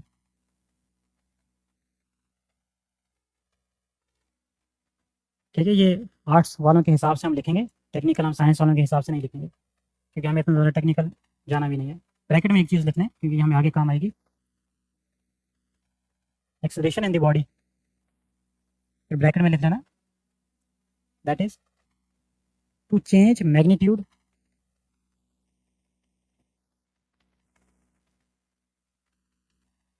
to change the magnitude of velocity or its direction, change the magnitude of velocity or its direction, the force is required, comma के बाद comma, the force is required, the force is required।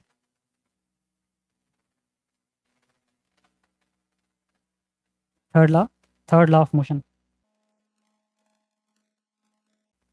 इसमें लिखें to every action, to every action there is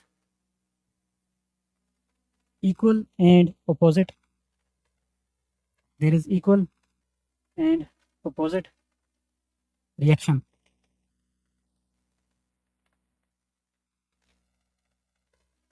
ठीक है, that is, अगर चाहें तो लिख सकते हैं वो एफ ए जो मैंने लिखा था, F A is equal to F R but minus direction देने के बाद।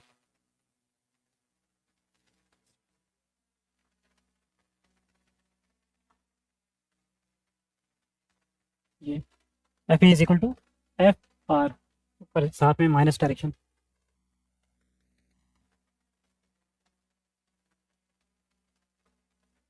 पहले देखें Kepler laws of planetary motion, Kepler laws,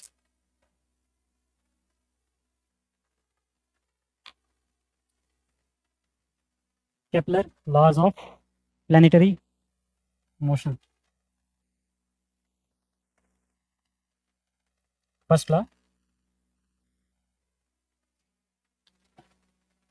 first law क्या कहता है, इलिप्टिकल लॉ लिखें, ऑल प्लैनेट्स revolve around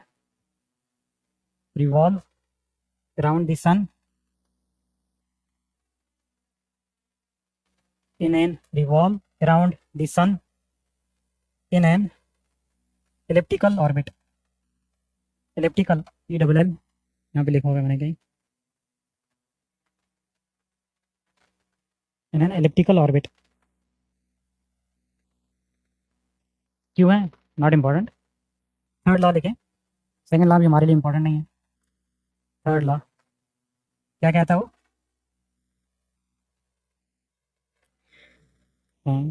बस नॉन टेक्निकल लिखेंगे, स्क्वायर क्यूब रूट बिल्कुल नहीं लिखेंगे, लिखें farther the planet, farther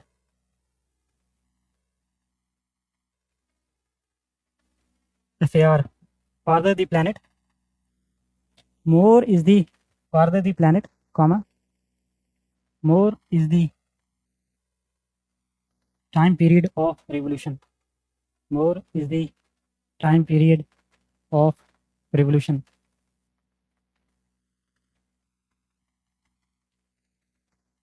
For example, to complete one revolution,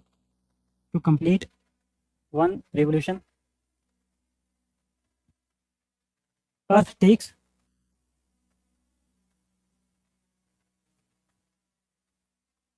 कितने दिन, 365 days, whereas whereas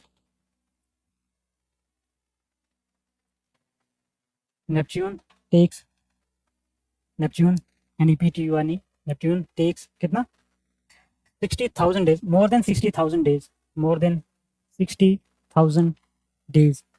अभी सेकंड बेसिक के बाद हमने लिखा था सेकंड टॉपिक जो है हमारा ऑर्बिट्स का है।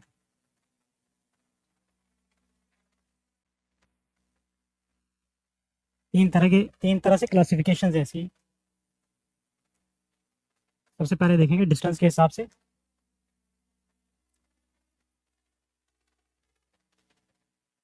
फिर देखेंगे इंक्लिनेशन के हिसाब से। डिस्टेंस हो गया, मान लो ये अर्थ है, अर्थ से कितनी डिस्टेंस पे है सर, यूजुअली हम सेंटर से काउंट करते हैं। अगर ये तीन हम डिस्टेंसेस लेके चल रहे हैं, एक जो ये वाली डिस्टेंस है सरफेस से लेके यहाँ तक, अगर इसकी डिस्टेंस 2000 किलोमीटर से कम है, बट सरफेस पे तो आप कोई सैटेलाइट को घूम सकती है नहीं, उसको पहले हवा में भेजना पड़ेगा, स्पेस में भेजना पड़ेगा, तो मिनिमम हम लेके चलते हैं 160 किलोमीटर। यहाँ से 160 किलोमीटर ऊपर जाओ, वहाँ से 2000 किलोमीटर तक का जो ये ऑर्बिट है, ये इसको बोलते हैं हम लो अर्थ ऑर्बिट।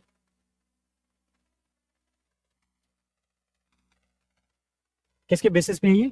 डिस्टेंस के बेसिस पे, कि कितनी डिस्टेंस है from the surface of the earth और सेंटर ऑफ द अर्थ। फिर सेकंड अगर 2000 से लेके 35,786 किलोमीटर तक है हमारा, तो उसको बोलते हैं मीडियम अर्थ ऑर्बिट। फिर इसी तरह अगर इसके बियॉन्ड चले जाते हैं, इसके बियॉन्ड, तो ये हमारा हाई अर्थ ऑर्बिट। तो हमारे पास डिस्टेंस के बेसिस पे तीन ऑर्बिट्स हैं, low earth orbit, medium earth orbit and high earth orbit.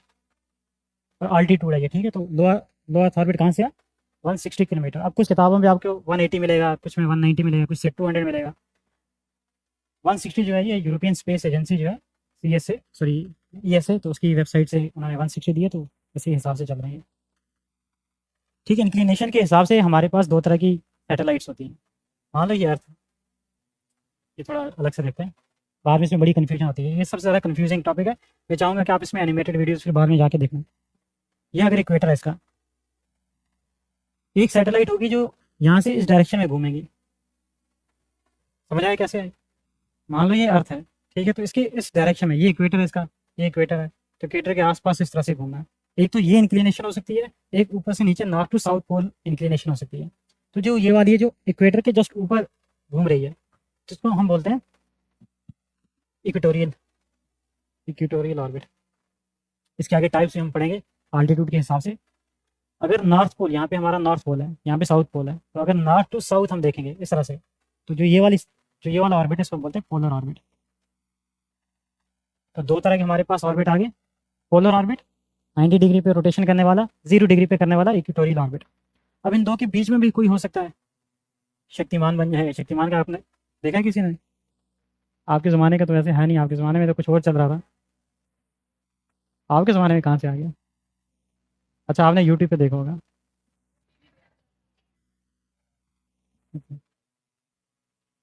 या तो फिर मैं जवान हूँ, या तो आप लोग फिर ठीक है, ये इक्वेटर है इसका। अगर इक्वेटर के जस्ट ऊपर है इक्वेटोरियल, 90 डिग्री पे है पोलर। अगर इस डिग्री, किसी पर्टिकुलर डिग्री पे है ये, ठीक है, तो इस वाले को हम बोलते हैं इंक्लाइंड ऑर्बिट। Inclined orbit. तो हमारे पास दो तरह की, ब्रॉडली हमारे पास दो तरह के ऑर्बिट आ जाएंगे इंक्लिनेशन के बेसिस पे। एक जो इक्वेटर के ऊपर है, जिनको हम इक्वेटोरियल बोलेंगे, और दूसरा हमारे पास जो इंक्लाइंड है। अब इसी इंक्लाइंड की एक स्पेशल टाइप है 90 डिग्री वाली। अगर ये 90 डिग्री पे है then it is polar orbit. अलग अलग भी लिखते हैं, कभी कभी हम बोलते हैं इंक्लाइंड वो जो 90 डिग्री का नहीं होता है, ठीक है, 0 से 80 डिग्री तक वाले को इंक्लाइंड बोलते हैं, 90 डिग्री वाले को पोलर ऑर्बिट बोलते हैं, तो वो भी है। तो ब्रॉडली जो हमने देखा अभी डिस्टेंस के हिसाब से, अगर 2000 किलोमीटर से कम वाले ऑर्बिट हैं then it is low earth orbit. 35,786 kilometre तक है, रफली हम इसको 36,000 किलोमीटर भी लिख देते हैं, कभी कभी आपको ये भी दिखेगा। तो it is medium earth orbit. तो उसके बियॉन्ड अगर जाएंगे then we have high earth orbit. Inclination के बेस पे देखेंगे तो we have equatorial orbit, 0 degree inclination. क्यों? क्योंकि जस्ट एबो इक्वेटर ये रिवॉल्व करता है, या तो इंक्लाइंड प्लेन पे होगा अगर 90 डिग्री पे या पोलर, अदरवाइज इंक्लाइंड ऑर्बिट। इसकी सेकंड क्लासिफिकेशन है, ठीक है, समझ आया? थोड़ी सी डायग्राम्स भी देखिए, क्योंकि ये बना से विजुलाइज नहीं होता। लिख लो थोड़ा सा इसको, टाइप्स ऑफ ऑर्बिट्स।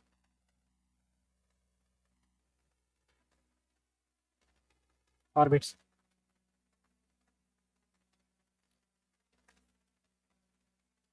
या पहले इसको कवर कर लें फिर लिखें, पहले ख़त्म करते हैं ना, ठीक है।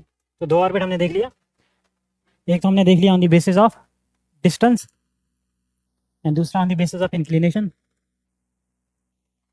तीसरा हमारे पास on the basis of shape, किस तरह का है वो। जैसे मैंने बताया कि प्लैनेट जो है वो इलिप्टिकल ऑर्बिट में ट्रैवल करते हैं, जबकि जो सैटेलाइट्स हैं मोस्टली वो सर्कुलर मोशन होती है उनकी, सर्कुलर ऑर्बिट होता है उनका, ठीक है। इलिप्टिकल वो ऑर्बिट है, अगर मान लो ये सन है तो एक डिस्टेंस होगी जब ये बिल्कुल पास होगा सन के, और कभी ऐसा होगा कि बिल्कुल दूर चला जाएगा यहाँ तक, ठीक है। तो जो ये वाली नज़दीक वाली डिस्टेंस है इसको बोलते हैं पेरीजी,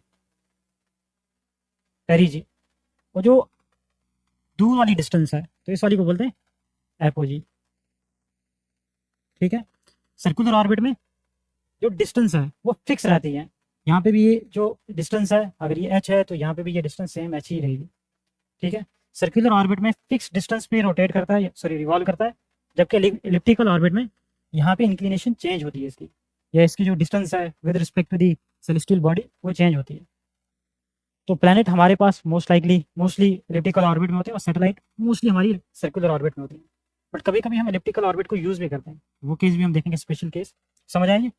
तो डिस्टेंस के बेसिस पे हमारे पास लियो म्यू एंड यू, इंक्लिनेशन के बेसिस पे inclined orbit plus equatorial orbit. Equatorial orbit जो हमारे पास 0 डिग्री इक्वेटर के ऊपर जस्ट रिवॉल्व करेगा और ये किसी पर्टिकुलर एंगल पे होगा, ये इंक्लाइंड है तो किसी पर्टिकुलर एंगल पे होगा, ये समझ आया इतना। अब देखो जो हमने यहाँ पे देखा लो अर्थ ऑर्बिट, लो अर्थ ऑर्बिट में हमारे पास कुछ डिफरेंट टाइप्स हैं। जैसे एक हमारे पास है पोलर ऑर्बिट, क्योंकि पोलर ऑर्बिट यूजुअली हम कम डिस्टेंस पे ही रखते हैं, तो इसी पोलर ऑर्बिट की एक और टाइप हम देखेंगे जिसको हम बोलते हैं सन सिंक्रोनस ऑर्बिट,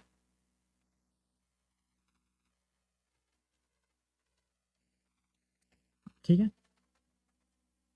सिंक्रोनस, सिंक्रोनस सन के साथ सिंक्रोनाइज किया हुआ, इसको समझेंगे ये। फिर जैसे हमने देखा था हाई अर्थ ऑर्बिट, इसमें हमारे पास एक तो हमारे पास जियो स्टेशनरी ऑर्बिट, नाम सुना है ये, जियो स्टेशनरी, फिर दूसरा है जियो सिंक्रोनस ऑर्बिट, जियो सिंक्रोनस।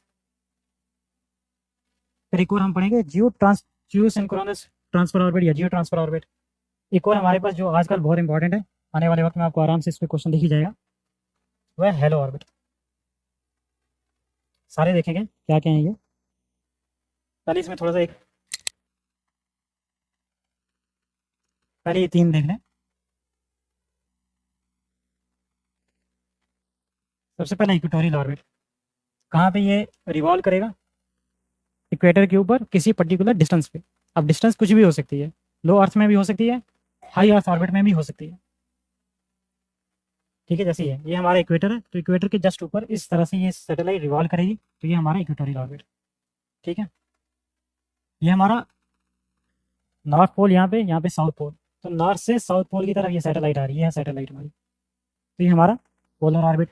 कितनी इंक्लिनेशन होती है पोलर ऑर्बिट की, 90 डिग्री, इक्वेटोरियल ऑर्बिट की 0 डिग्री, और 0 और 90 के बीच में जो होगा इंक्लाइंड ऑर्बिट, तो ये हमारा इंक्लाइंड ऑर्बिट। तो ये नॉर्थ पोल है, ये साउथ पोल है, यहाँ पे हमारे पास ये वाला इक्वेटर, ये इसका प्लेन है, ये हमारा इक्वेटर, इस तरह से ये इक्वेटर नॉर्थ पोल, और इसके साथ इसका पर्टिकुलर कोई एंगल है यहाँ पे 30 डिग्री 40 डिग्री 45 डिग्री जितना भी हो सकता है, तो इस वाले ऑर्बिट को बोलते हैं हम इंक्लाइंड ऑर्बिट।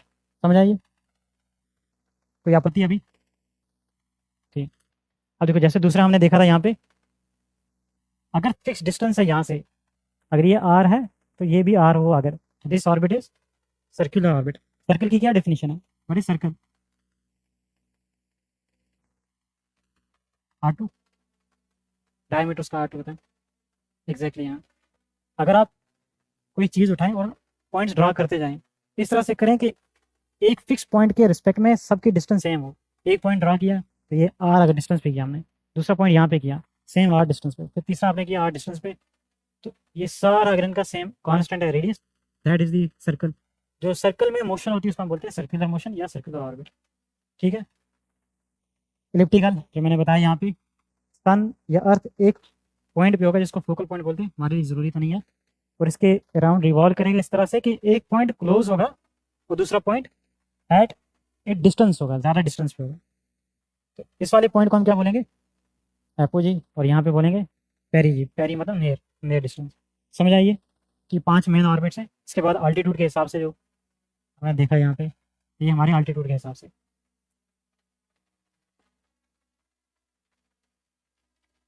लो अर्थ ऑर्बिट 160 से लेके 2000 किलोमीटर तक, ये हमारी डिस्टेंस, यहाँ इतनी जो डिस्टेंस है ये सरफेस ऑफ अर्थ है, ये यहाँ से ये सैटेलाइट का ऑर्बिट है, ये सैटेलाइट हमारी। जब मेज़ में भी हम ड्रा करते हैं, क्योंकि अब आपको पता हो गया था कि मेज़ में डायग्राम से ड्रा करनी पड़ती हैं, रिवार्ड किया जाता है, तो सैटेलाइट को वैसे ही ड्रा करते हैं हम। ये सैटेलाइट है या नहीं है, बस है, मान के चलना ये सैटेलाइट है। ठीक है, इसी तरह से सैटेलाइट यहाँ आपको दिख रही होगी। तो जो ये वाला ऑर्बिट है कितनी इंक्लिनेशन पे है, कितनी हाइट पे है, 160 से 2000 किलोमीटर। तो this is low earth orbit. और इसी हाइट को इंक्रीज करें, थोड़ा ऊपर तक आए। यहाँ पे 10,000 दिया, बट यहाँ पे हम 35,786 लेके चलेंगे ESA के हिसाब से। तो ये होगा हमारा मीडियम अर्थ ऑर्बिट। अब इसने 10,000 क्यों दिया हुआ है, इसकी वजह है क्योंकि 10,000 के बाद हमारे पास मोटिवेशन नहीं होती है उसको भेजने की, अनलेस वो एग्जैक्ट यही वाला ऑर्बिट हो। फिर तीसरा हमारे पास, अगर हम 35,786 किलोमीटर पे आ जाएं तो that becomes the geo stationary earth orbit या high earth orbit. Geo stationary तब है जब इक्वेटर के ऊपर है। समझ आया, लिखो थोड़ा सा इसको। अच्छा, जो हमने इसमें ये चीज़ें देखी कि जो हमारे पास, अगर हमारे पास ये लो अर्थ ऑर्बिट है इस तरह से, ये अर्थ है अगर, और यहाँ पे हम ले लेते हैं high earth orbit, speed in दो में से सैटेलाइट की कहाँ पे ज़्यादा होगी, लो अर्थ ऑर्बिट में। यहाँ पे ज़्यादा स्पीड होगी और यहाँ पे लेस स्पीड। तो यहाँ से ये आस्ता आस्ता चलता रहेगा और ये वाला जो है ये फास्ट घूमेगा। ठीक है, ये चीज़ें काम आएंगी आगे जब हम पढ़ेंगे स्टार्टिंग वगैरह, उसमें बहुत इंपॉर्टेंट है ये चीज़ें। ठीक है, तो जितना दूर जाते रहेंगे इतनी उनकी स्पीड कम होती जाएगी और इतना टाइम पीरियड जो है उनको ज़्यादा लगेगा। ठीक है, जो हमने ऑलरेडी देखा भी। ठीक है, लिखो इसको थोड़ा सा। टाइप्स ऑफ ऑर्बिट पहला लिखो। Orbits are divided, orbits are divided on the basis of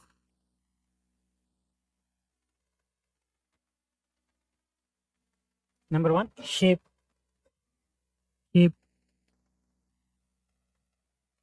इसको हेडिंग देके लिखना on the basis of shape। फिर इसमें आगे लिखो there are two types of orbits, इसी में there are two types of orbits, there are two types of orbits। पहला कौन कौन सा है, सर्कुलर एंड एलिप्टिकल। पहले लिखें circular, circular orbit. Circular orbit कौन सा होता है, the distance of the satellite from the centre of earth is fixed.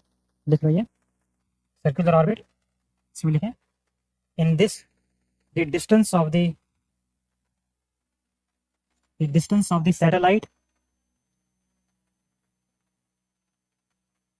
with respect to the center of earth is constant,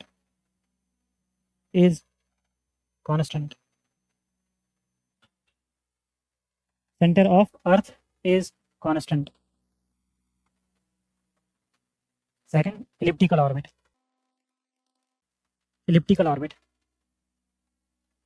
इसमें लिखें in this orbit the distance of the satellite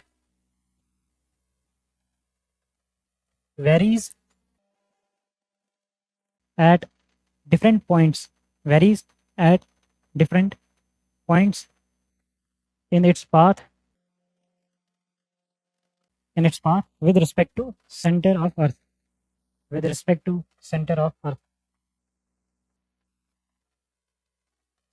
the nearest distance, next point में लिखा the nearest distance is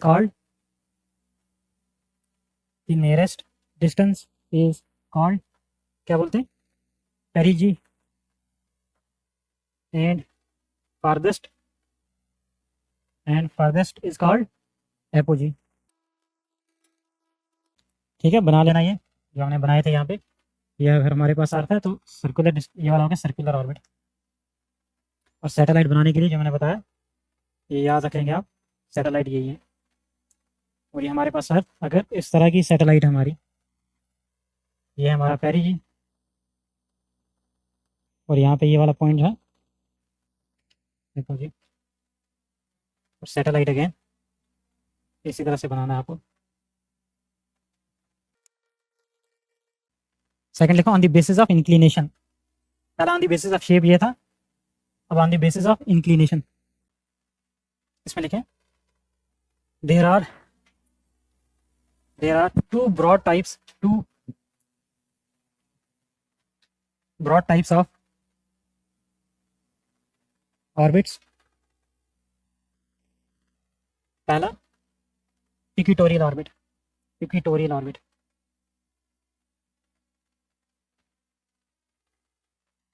लिखें equatorial orbit. इसमें लिखें in this satellite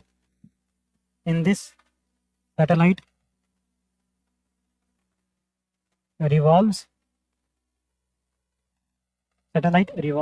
just above the equator,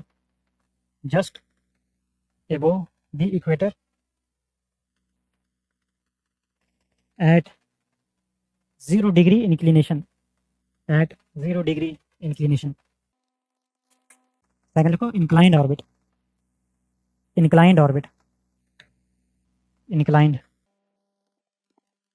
here इसमें लिखो here satellite makes an angle with the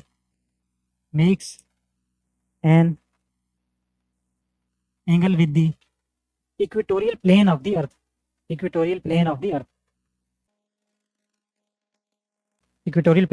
इसमें आगे साथ में लिख लो one special case, next point में लिखना one special case of inclined orbit is polar orbit,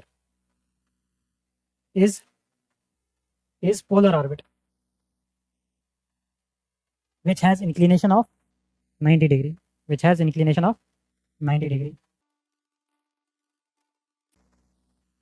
ठीक है। ये अगर हमारा इक्वेटर है तो इक्वेटर के ऊपर इस तरह से, तो ये हमारा यहाँ पे ये सैटेलाइट इक्वेटोरियल, और ये है हमारा, अगर इसको इस तरह से,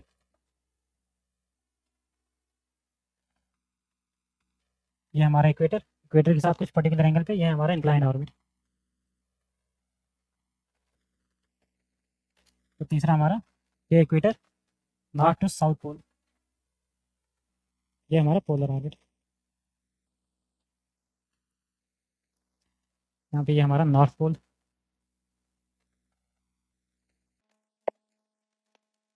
मैं स्लो चल रहा हूँ जानबूझ के, क्योंकि दिमाग वरना इसमें उलझा रहता है, और क्वेश्चन भी यूपीएससी इसमें देखना थोड़ा टेढ़े मेढ़े क्वेश्चन पूछता है, फिर वहाँ पे पता नहीं चलता है रिमोट सेंसिंग सैटेलाइट कहाँ रखी है, फिर और एग्जाम कंडीशन में बहुत बुरा हाल होता है। कई सारे बोर्ड है ना जो दिखते भी नहीं है। अगर आप दिल्ली जैसे शहर में बजट में आईएएस की तैयारी करना चाहते हैं तो इस वीडियो को एंड तक जरूर देखें। ये है बनो आईएएस। इसको रन करने वाले हैं UPSC qualified ex civil servant and Jamia RCA alumni. यहाँ की फैकल्टी को ना केवल यूपीएससी एग्जाम का एक्सपीरियंस है, बल्कि पढ़ाने का भी सालों का एक्सपीरियंस है। ये एक्सपर्ट फैकल्टी हर टॉपिक को अच्छे से एक्सप्लेन करते हैं, उसके बाद हर टॉपिक को डिक्टेट करते हैं, ताकि आपके पास अपने खुद के हैंड रिटन नोट्स हो। साथ ही क्लास में प्रीलिम्स और मेंस के प्रीवियस ईयर क्वेश्चन को सॉल्व किया जाता है और डिस्कस भी किया जाता है। यहाँ पे आपको सिविल सर्वेंट्स जैसे कि आईएएस, आईआरएस और एक्स सिविल सर्वेंट्स साथ के साथ जामिया आरसीए के एलुमनाई आपको पर्सनल मेंटरशिप देते हैं। डेली आंसर राइटिंग जो कि सारे टॉपर्स रिकमेंड करते हैं, इस पर यहाँ पे बहुत फोकस किया जाता है, जो कि बाकी कोचिंग्स में नहीं होता है। इसके साथ ही आपको मिलती है प्रीलिम्स और मेंस की टेस्ट सीरीज जो आपको एग्जाम के लिए रेडी करती है। यहाँ के अगर हाईलाइट्स की बात करें तो स्मॉल बैच साइजेस जिसमें 60 स्टूडेंट्स होते हैं, और जीएस कोर्स के साथ आपको एसए और सीसाइट की क्लासेस भी होती है, जिसके लिए आपको अलग से पे करने की जरूरत नहीं है। और ये लोकेटेड लोकेटेड है सुखदेव विहार मेट्रो स्टेशन के बिल्कुल सामने। तो देर किस बात की, आज ही स्टार्ट करें और अपने यूपीएससी के सपने को साकार करें। थैंक यू फॉर वॉचिंग बनो IAS.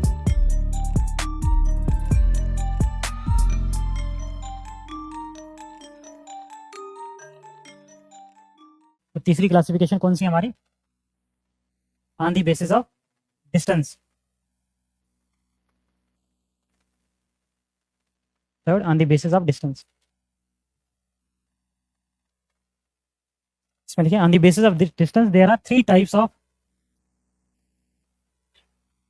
On the basis of distance there are 3 types of orbits. नाम देख लिखे हैं, लो अर्थ ऑर्बिट, इसको इस फॉर्म में लिख लें।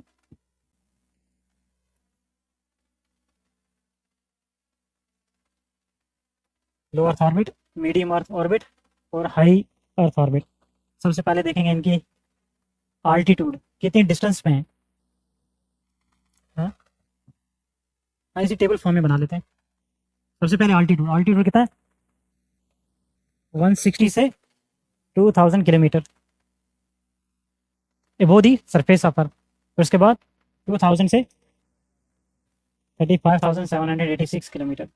अब 10,000 भी कुछ किताबों में मिलेगा, अगेन हम एक ही सोर्स को फॉलो करेंगे। फिर तीसरा हमारा greater than 35,786 kilometre.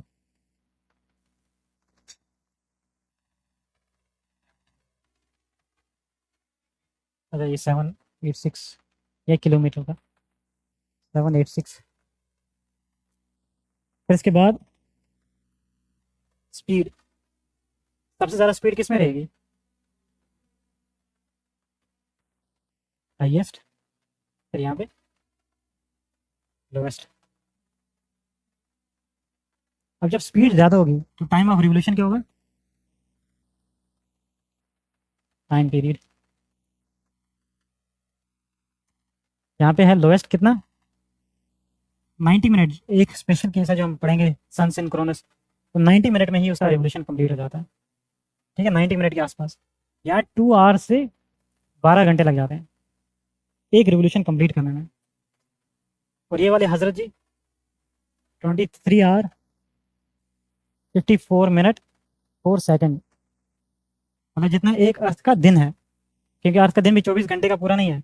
23 hours 54 minute 4 second है। कोई आपत्ति अभी तक? अब इसके बाद कौन सी सैटेलाइट्स रखी जाती हैं? मैं सैटेलाइट्स लो अर्थ, अर्थ के जस्ट ऊपर हैं। अगर हमें किसी पर्टिकुलर इंसान को देखना हो, ढूंढना हो, तो इन्हीं सैटेलाइट्स का हम यूज़ करते हैं। तो यहाँ पे हमारे पास आती हैं remote sensing earth observation satellite, earth observation satellite पहला। और दूसरा communication satellite, communication satellite COMSATS. अगर थोड़ा बहुत आप न्यूज़पेपर फॉलो कर रहे हो तो इलान मस्क की कुछ कंट्रीज के साथ बन नहीं रही है अभी, पोलैंड के साथ उसका कुछ टसल चल रही है। किस वजह से? स्टारलिंक की वजह से। स्टारलिंक क्या है? सैटेलाइट बेस्ड इंटरनेट है। अभी जो हम इंटरनेट यूज़ करते हैं कैसे चलता है? ये केबल से चलता है, एग्जैक्टली ऑप्टिकल फाइबर केबल से चलता है, जो ज़मीन के नीचे बिछाई गई है। अभी जो इंटरनेट आया है वो सैटेलाइट बेस्ड है। तो कम्युनिकेशन सैटेलाइट इनमें से, मतलब कम्युनिकेशन सैटेलाइट की ही टाइप है वो भी, जिसमें हम लिख पढ़ेंगे स्टारलिंक, इलान मस्क का। इसी तरह एयरटेल भी कर रहा अभी इंडिया में स्पेसएक्स के साथ। नहीं, यूके गवर्नमेंट के साथ कर रहा है। यूके गवर्नमेंट के साथ, भारतीय एयरटेल प्लस यूके गवर्नमेंट मिलकर करें। एयरटेल स्टारलिंक के साथ करेगा। अच्छा, ये न्यूज़ मैंने नहीं देखी, क्योंकि अभी दूर दूर तक ये मान नहीं रहा था इलान मस्क किसी के साथ आने का। ठीक है, और जो हमारे पास मीडियम अर्थ ऑर्बिट है, इसमें जो सैटेलाइट्स हम यूज़ करते हैं ज़्यादातर आपको नेविगेशन सैटेलाइट मिलेंगी। हालांकि नेविगेशन सैटेलाइट हम यहाँ पे भी यूज़ करते हैं, तो उनको बोलते हैं नेव सैट्स, नेविगेशन सैटेलाइट। जैसे कोई नेविगेशन सैटेलाइट जिसका नाम सुनो आपने, जब आप कहीं जा रहे हैं तो आप मैप खोलते ही होंगे, कौन से? वो जीपीएस, ग्लोबल पोजीशनिंग सर्विस। इसी तरह बाकी और कंट्रीज़ का भी है, ग्लोनास रशिया का, फिर बीडू चाइना का, एंड सो ऑन। ये देखेंगे थोड़ा आगे।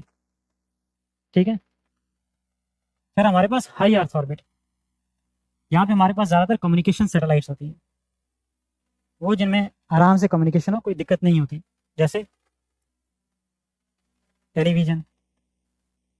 हाँ, हमारी जो नेविगेशन सैटेलाइट, इंडिया की अपनी एक नेविगेशन सैटेलाइट सिस्टम है जिसको बोलते हैं IRNSS, ये नेवसैट है। IRNSS नाविक किसको बोलते हैं? बस एक ही चीज़ है, नाविक बोलो, IRNSS बोलो, नाविक NAVIC। फिर एक और तरह की हम सैटेलाइट यहाँ पे यूज़ करते हैं, उसको बोलते हैं वेदर फॉरकास्टिंग। हालांकि दोनों में यूज़ करते हैं, वो लो अर्थ में भी और यहाँ पे भी वेदर फॉरकास्टिंग।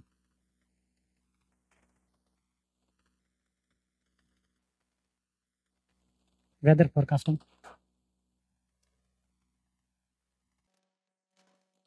रेडियो सिग्नल कौन सा?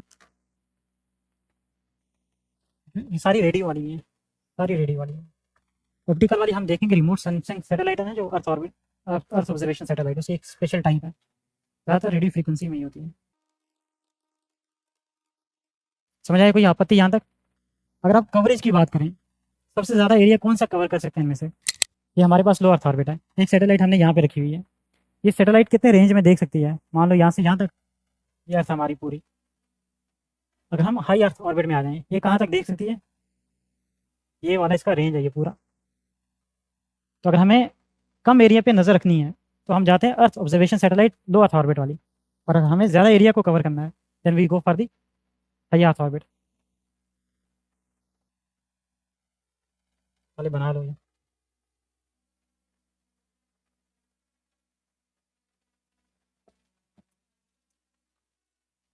कवरेज इसकी क्या होगी? लीस्ट और इसकी हाईएस्ट। अब इसकी एडवांटेजेस, फ़ायदे क्या होंगे इसके? लेटेंसी नाम पता है आपको? लेटेंसी क्या होता है? लेटेंसी 5G 5G में आपने सुना होगा। हाँ, अगर आप किसी सैटेलाइट कनेक्शन या इंटरनेट कनेक्शन के साथ अपने आप को जोड़ा, मोबाइल को जोड़ा, सर्च ब्राउज किया आपने, तो जो टाइम लगता है ना, टाइम लैग जो है आपके मोबाइल डिवाइस को ब्रॉडबैंड के साथ कनेक्ट होने में, टू वे कम्युनिकेशन में जो टाइम लगता है उसको लेटेंसी बोलते हैं। ठीक है, तो जितनी दूरी होगी हमारी सिस्टम के साथ इतनी लेटेंसी बढ़ती जाएगी। क्योंकि अगर ये अर्थ है हमारी, यहाँ पे मोबाइल डिवाइस है जिसको हमें कनेक्ट करना है, सैटेलाइट यहाँ पे होगी, मान लो यहाँ पे 1 सेकंड लगा, यहाँ पे आएंगे यहाँ लगेगा टू मान लो 10 सेकंड लगेंगे। तो जितना हाइट बढ़ती जाएगी इतनी लेटेंसी वो भी बढ़ती जाएगी। बट हमें स्पीड चाहिए कैसी? लेटेंसी क्या चाहिए? हमें लेटेंसी कम चाहिए। जितना हम आगे एडवांस होते जाएंगे टेक्नोलॉजी में, लेटेंसी कम होती जाएगी, क्योंकि लेटेंसी जब कम होती है तो स्पीड ज़्यादा होती है। लेटेंसी और स्पीड का इन्वर्स रिलेशन है, जितनी स्पीड ज़्यादा होगी इतनी लेटेंसी कम होगी, जितनी लेटेंसी ज़्यादा होगी इतनी हमारी स्पीड कम होगी, क्योंकि हमें स्पीड ज़्यादा चाहिए। अब 2G वाला हम सिस्टम तो चाहते हैं नहीं। ठीक है, इसका एडवांटेज क्या है? क्योंकि नज़दीक है तो लो लेटेंसी, और जब लो लेटेंसी होगी तो स्पीड क्या होगी? High speed. और यहाँ पे इसका क्या फ़ायदा है? एक छोटी सी सैटेलाइट से ज़्यादा एरिया कवर कर सकते हैं, इसका कवरेज का फ़ायदा है। अच्छा एक और चीज़ देखो, ये क्लोज है, इसकी स्पीड भी ज़्यादा है, तो घुमाने के लिए हमें ज़्यादा फ्यूल चाहिए। ठीक है, इसलिए ये कॉस्टली पड़ते हैं हमें, मोर फ्यूल कंजम्पशन, जिसका डिसएडवांटेज है।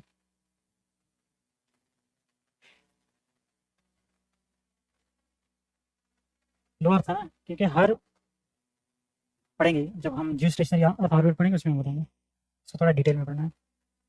ठीक है, ये ज़्यादा फ्यूल कंज्यूम करेगा, और यहाँ पे इसके एडवांटेज में यहाँ पे लो फ्यूल कंजम्पशन है।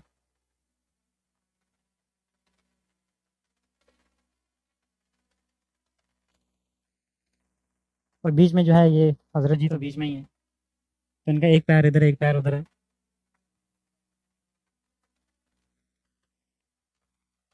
यहाँ पे लीस्ट और यहाँ पे highest. GLONASS, GLONASS, GLONASS, BIDOU। एक नाम लिख लें, बाकी वैसे हमें पढ़नी है सारी, इस सारे में। इसकी डिसएडवांटेज इसका वैसे रिपेयर, ये रिपेयर नहीं हो पाता है, नॉन रिपेयरिंग, क्योंकि इतना ऊपर कौन जाएगा 35-6,000 पे।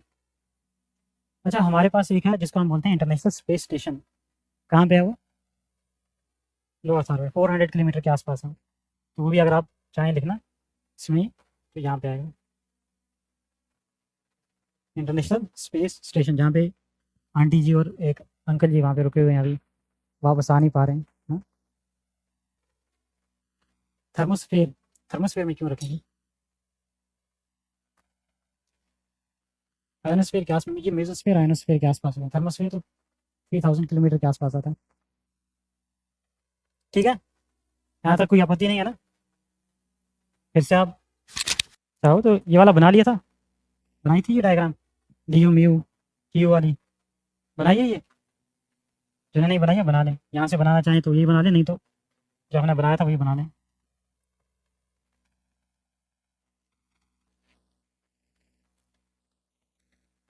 कुछ इस तरह से ही बना लेना, ये अर्थ है हमारी।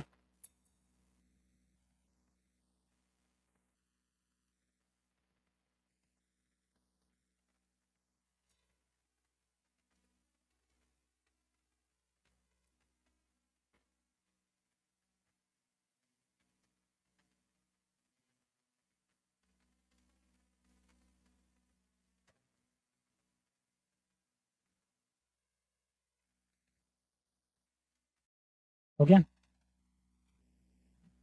देखना अगर जो सैटेलाइट हमारी इस ऑर्बिट में है, मान लो ये वाला ऑर्बिट है, इसको हर पॉइंट में अपनी डायरेक्शन चेंज करनी है। यहाँ पे इसकी ये वाली डायरेक्शन थी, यहाँ पे ये वाली डायरेक्शन है, यहाँ पे ये वाली डायरेक्शन है, क्योंकि जो सर्कुलर मोशन होती है वहाँ हर पॉइंट पे डायरेक्शन चेंज होती है।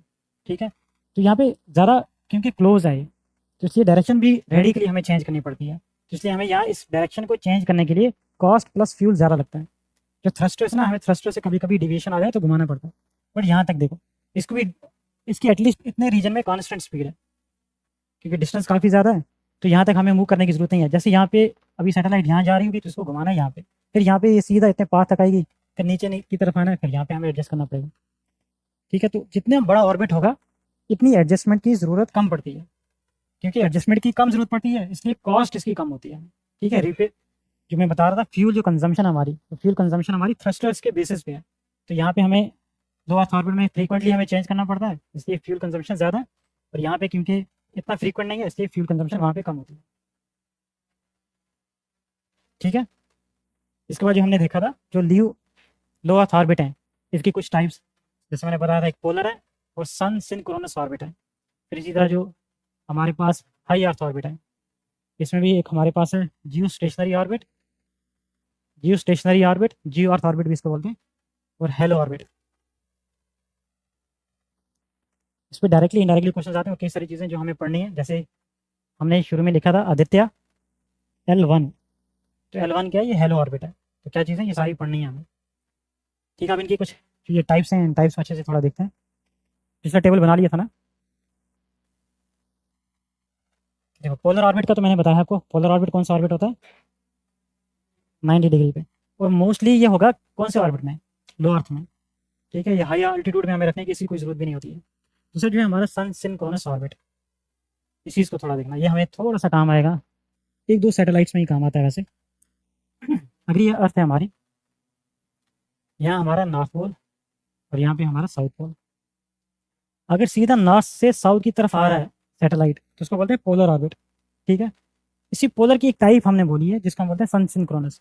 थोड़ा सा हम इसको इंक्लाइन रख देते हैं नॉर्थ पोल के साथ, थोड़ी सी इंक्लिनेशन पे इस तरह से, तकरीबन 7 से 8 डिग्री के आसपास की, 7 to 8 डिग्री। तो अगर हम इक्वेटर से देखेंगे यहाँ से, ये है 90 डिग्री, 8 डिग्री और जोड़ लो तो क्या 98 डिग्री के आसपास। तो सन सिंक्रोनस ऑर्बिट जो होगा लगभग ये 98 डिग्री पे होगा। क्यों रखा होता है, 12 तो नहीं बज रहे हैं, मैं बहुत स्लो चल रहा हूँ, मैंने बताया था ये ऑर्बिट थोड़ा, हालांकि ज्योग्राफी में ज़्यादा हम पढ़ते हैं। समझ आ रहा है ना, आ रहा है? कुछ लोगों की शक्ल देख के लगता है कि पूरा वो भी जियो सिंक्रोनस ऑर्बिट में चले गए। थोड़ा लिख लो, अच्छा देखने से थोड़ी एनर्जी आ जाती है।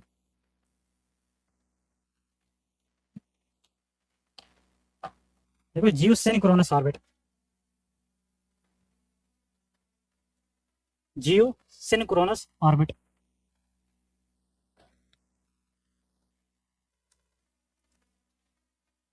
जियो सिंक्रोनस, स्पेलिंग बताने,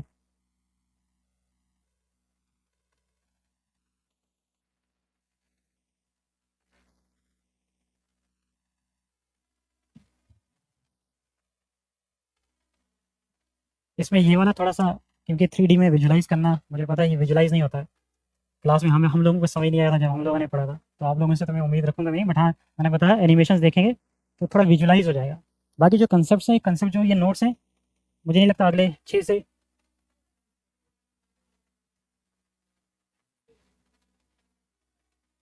हाँ हाँ सिंक्रोनाइज हुआ है अर्थ के ऑर्बिट के साथ, तो ये करेंगे हम। हाँ 90 नहीं, मतलब कोई भी पर्टिकुलर एंगल है। और बाकी लोग जी सिंक्रोनस ऑर्बिट में जा चुके हैं अभी। अभी जब ब्लैक होल पढ़ेंगे तब उसी में ही चले जाएंगे। अभी तो कुछ नहीं पढ़ा है, तो अभी बस मैंने बताया ना, पहले नानी याद करनी है, फिर नानी की नानी याद करनी है, फिर आगे जाए। देखो थोड़ा जी सिंक्रोनस ऑर्बिट, बस यही है, ये थोड़ा सा दिमाग खराब करेगा आगे, फिर आगे कंसेप्चुअल फिर। हाँ हाँ इंक्लाइन की ही स्पेशल टाइप है पोलर, और पोलर की ही टाइप है ये, इसलिए हम इसको लिखते हैं। ठीक है, लिखो पहले जी सिंक्रोनस ऑर्बिट लिखो। देखो अर्थ का टाइम ऑफ रिवोल्यूशन कितना है, पहले रोटेशन का बताओ, रोटेशन कितनी है। जो मैंने बताया था 23 आवर्स 56 मिनट और 4 सेकंड्स।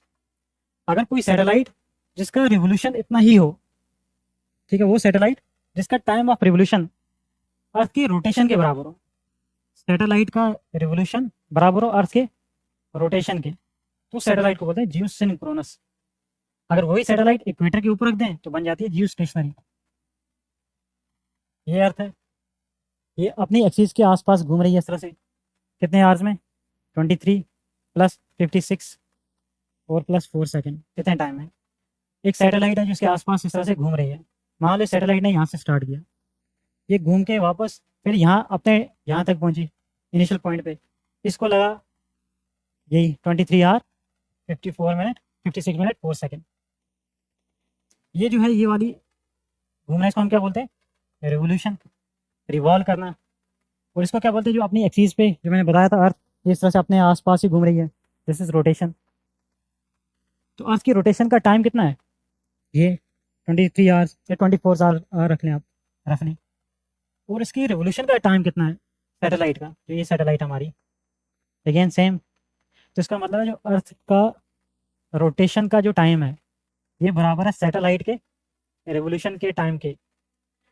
जब ये कंडीशन फुलफिल होगी उस वाली सैटेलाइट को बोलते हैं जियो सिंक्रोनस, अर्थ के साथ सिंक्रोनाइज किया हुआ है, ठीक है, जियो सिंक्रोनस। अगर इसी सैटेलाइट को आप, ये इक्वेटर है, अगर इसी सैटेलाइट को आप इक्वेटर पे लाके घुमाएं इस तरह से, इस तरह से, तो ये सैटेलाइट बन जाएगी जियो स्टेशनरी। क्यों स्टेशनरी है वो भी बताऊंगा। हाँ ये एक ही जगह से फिर हिलती नहीं है, ये टाइट लॉक हो जाती है। लिख लो थोड़ा सा, जियो सिंक्रोनस सैटेलाइट, इसमें लिखें it is the satellite which, it is the satellite which has same time of revolution, which has same time of revolution as is the Earth's time period of rotation. Earth's time period of rotation. इसी के साथ next point, it is an inclined satellite, it is an inclined orbit लिख लेना, it is an inclined orbit.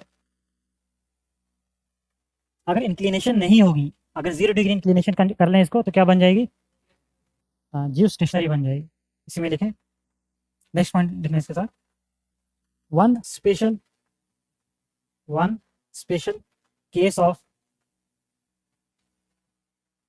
geosynchronous orbit, one special case of geosynchronous orbit is geostationary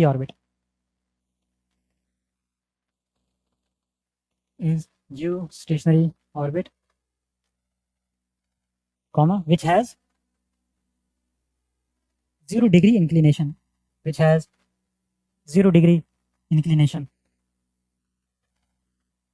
that is कहाँ पे revolve करेगी वो, it revolves above the equator, it revolves above the equator. अब एक चीज़ बताएं, ये कौन से ऑर्बिट में होगी? ये लो अर्थ ऑर्बिट में होगी, मीडियम में होगी, या हाई अर्थ ऑर्बिट में होगी?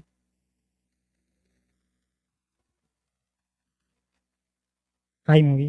मैंने लिखवाया था ना, पहले पढ़ा था। 36,000 पे हाई अर्थ ऑर्बिट है, तो ये हमारी होगी 35,786 किलोमीटर हाइट पे होगी, वो दी सरफेस ऑफ अर्थ। ठीक है, लो अर्थ ऑर्बिट में क्यों नहीं होगी? क्योंकि यहाँ बहुत तेज़ी से घूमना है। तेज़ी कितनी है? मैंने बताया 90 मिनट में एक चक्कर काट देते हैं ये, और ये 90 मिनट से लेके 2 घंटे से रफली 2 घंटे मिनिमम लगते हैं, और वहाँ से आगे 12 घंटे तक, 12 आवर्स है। अगर ये हमारी अर्थ है, यहाँ पे हमारा ये है लोअर अर्थ ऑर्बिट, ये हमारा हाई अर्थ ऑर्बिट, और बीच में मीडियम अर्थ ऑर्बिट। हमने डिस्टेंस देख ली, यहाँ पे आ गया 35,786। ठीक है, इसके बियॉन्ड भी हाई अर्थ ऑर्बिट ही है।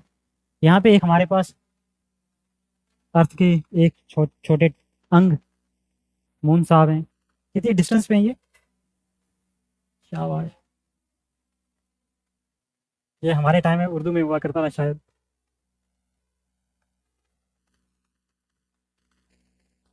थ्री लाख 84,400।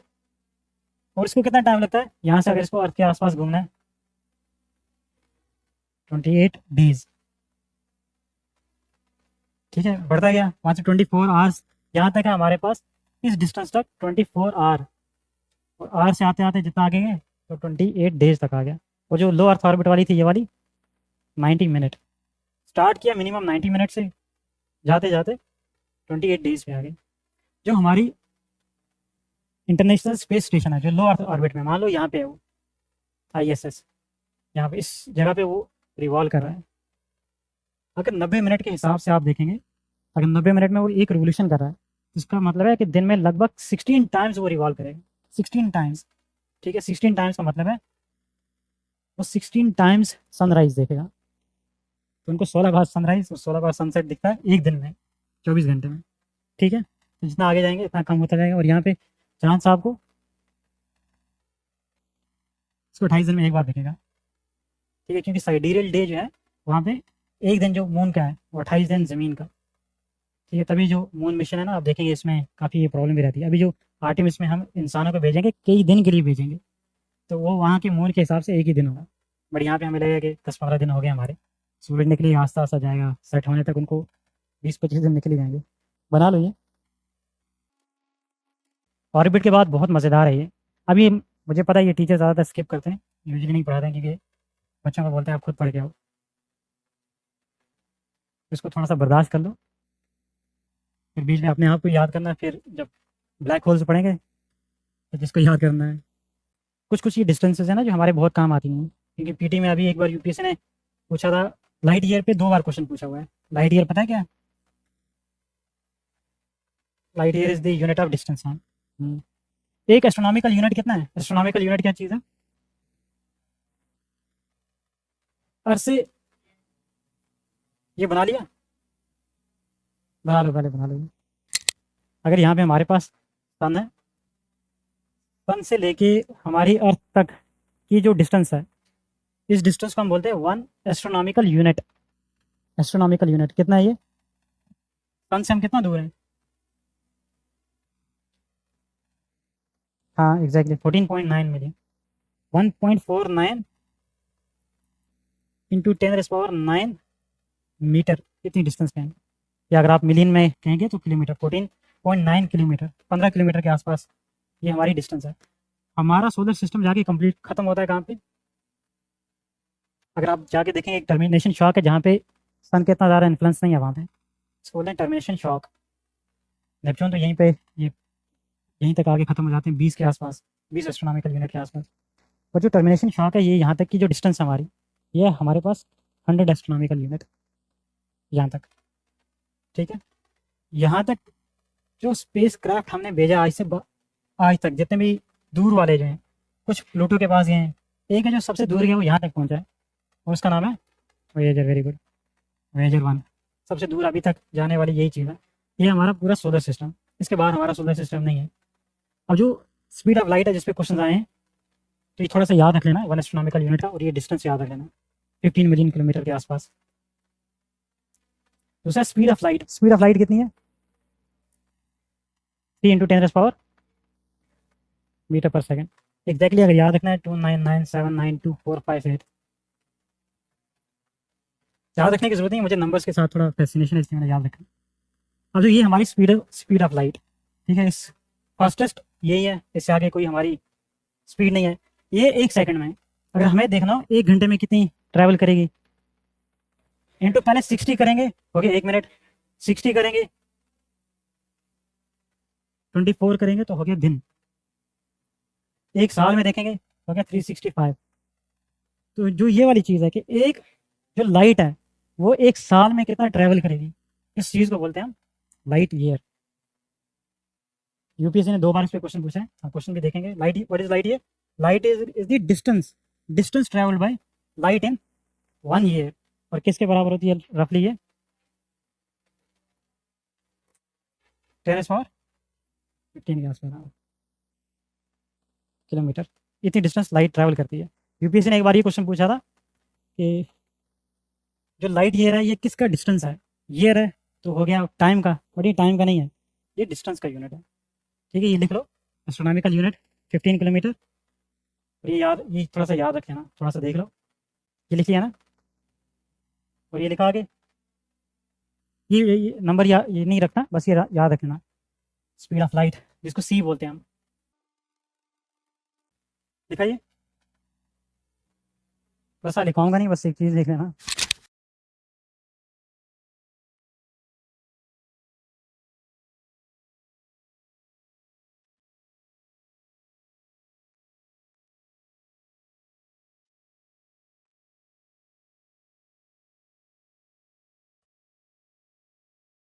ये कुछ रफली सोलर सिस्टम जो आपको दिखेगा, जो मैंने बताया आपको, यहाँ से अगर आप स्टार्ट करेंगे, जो अर्थ है हमारी यहाँ पे, ये डिस्टेंस कितनी है यहाँ से यहाँ तक? 15 मिलियन किलोमीटर के आसपास। अगर थोड़ा और बाहर जाएंगे यहाँ से,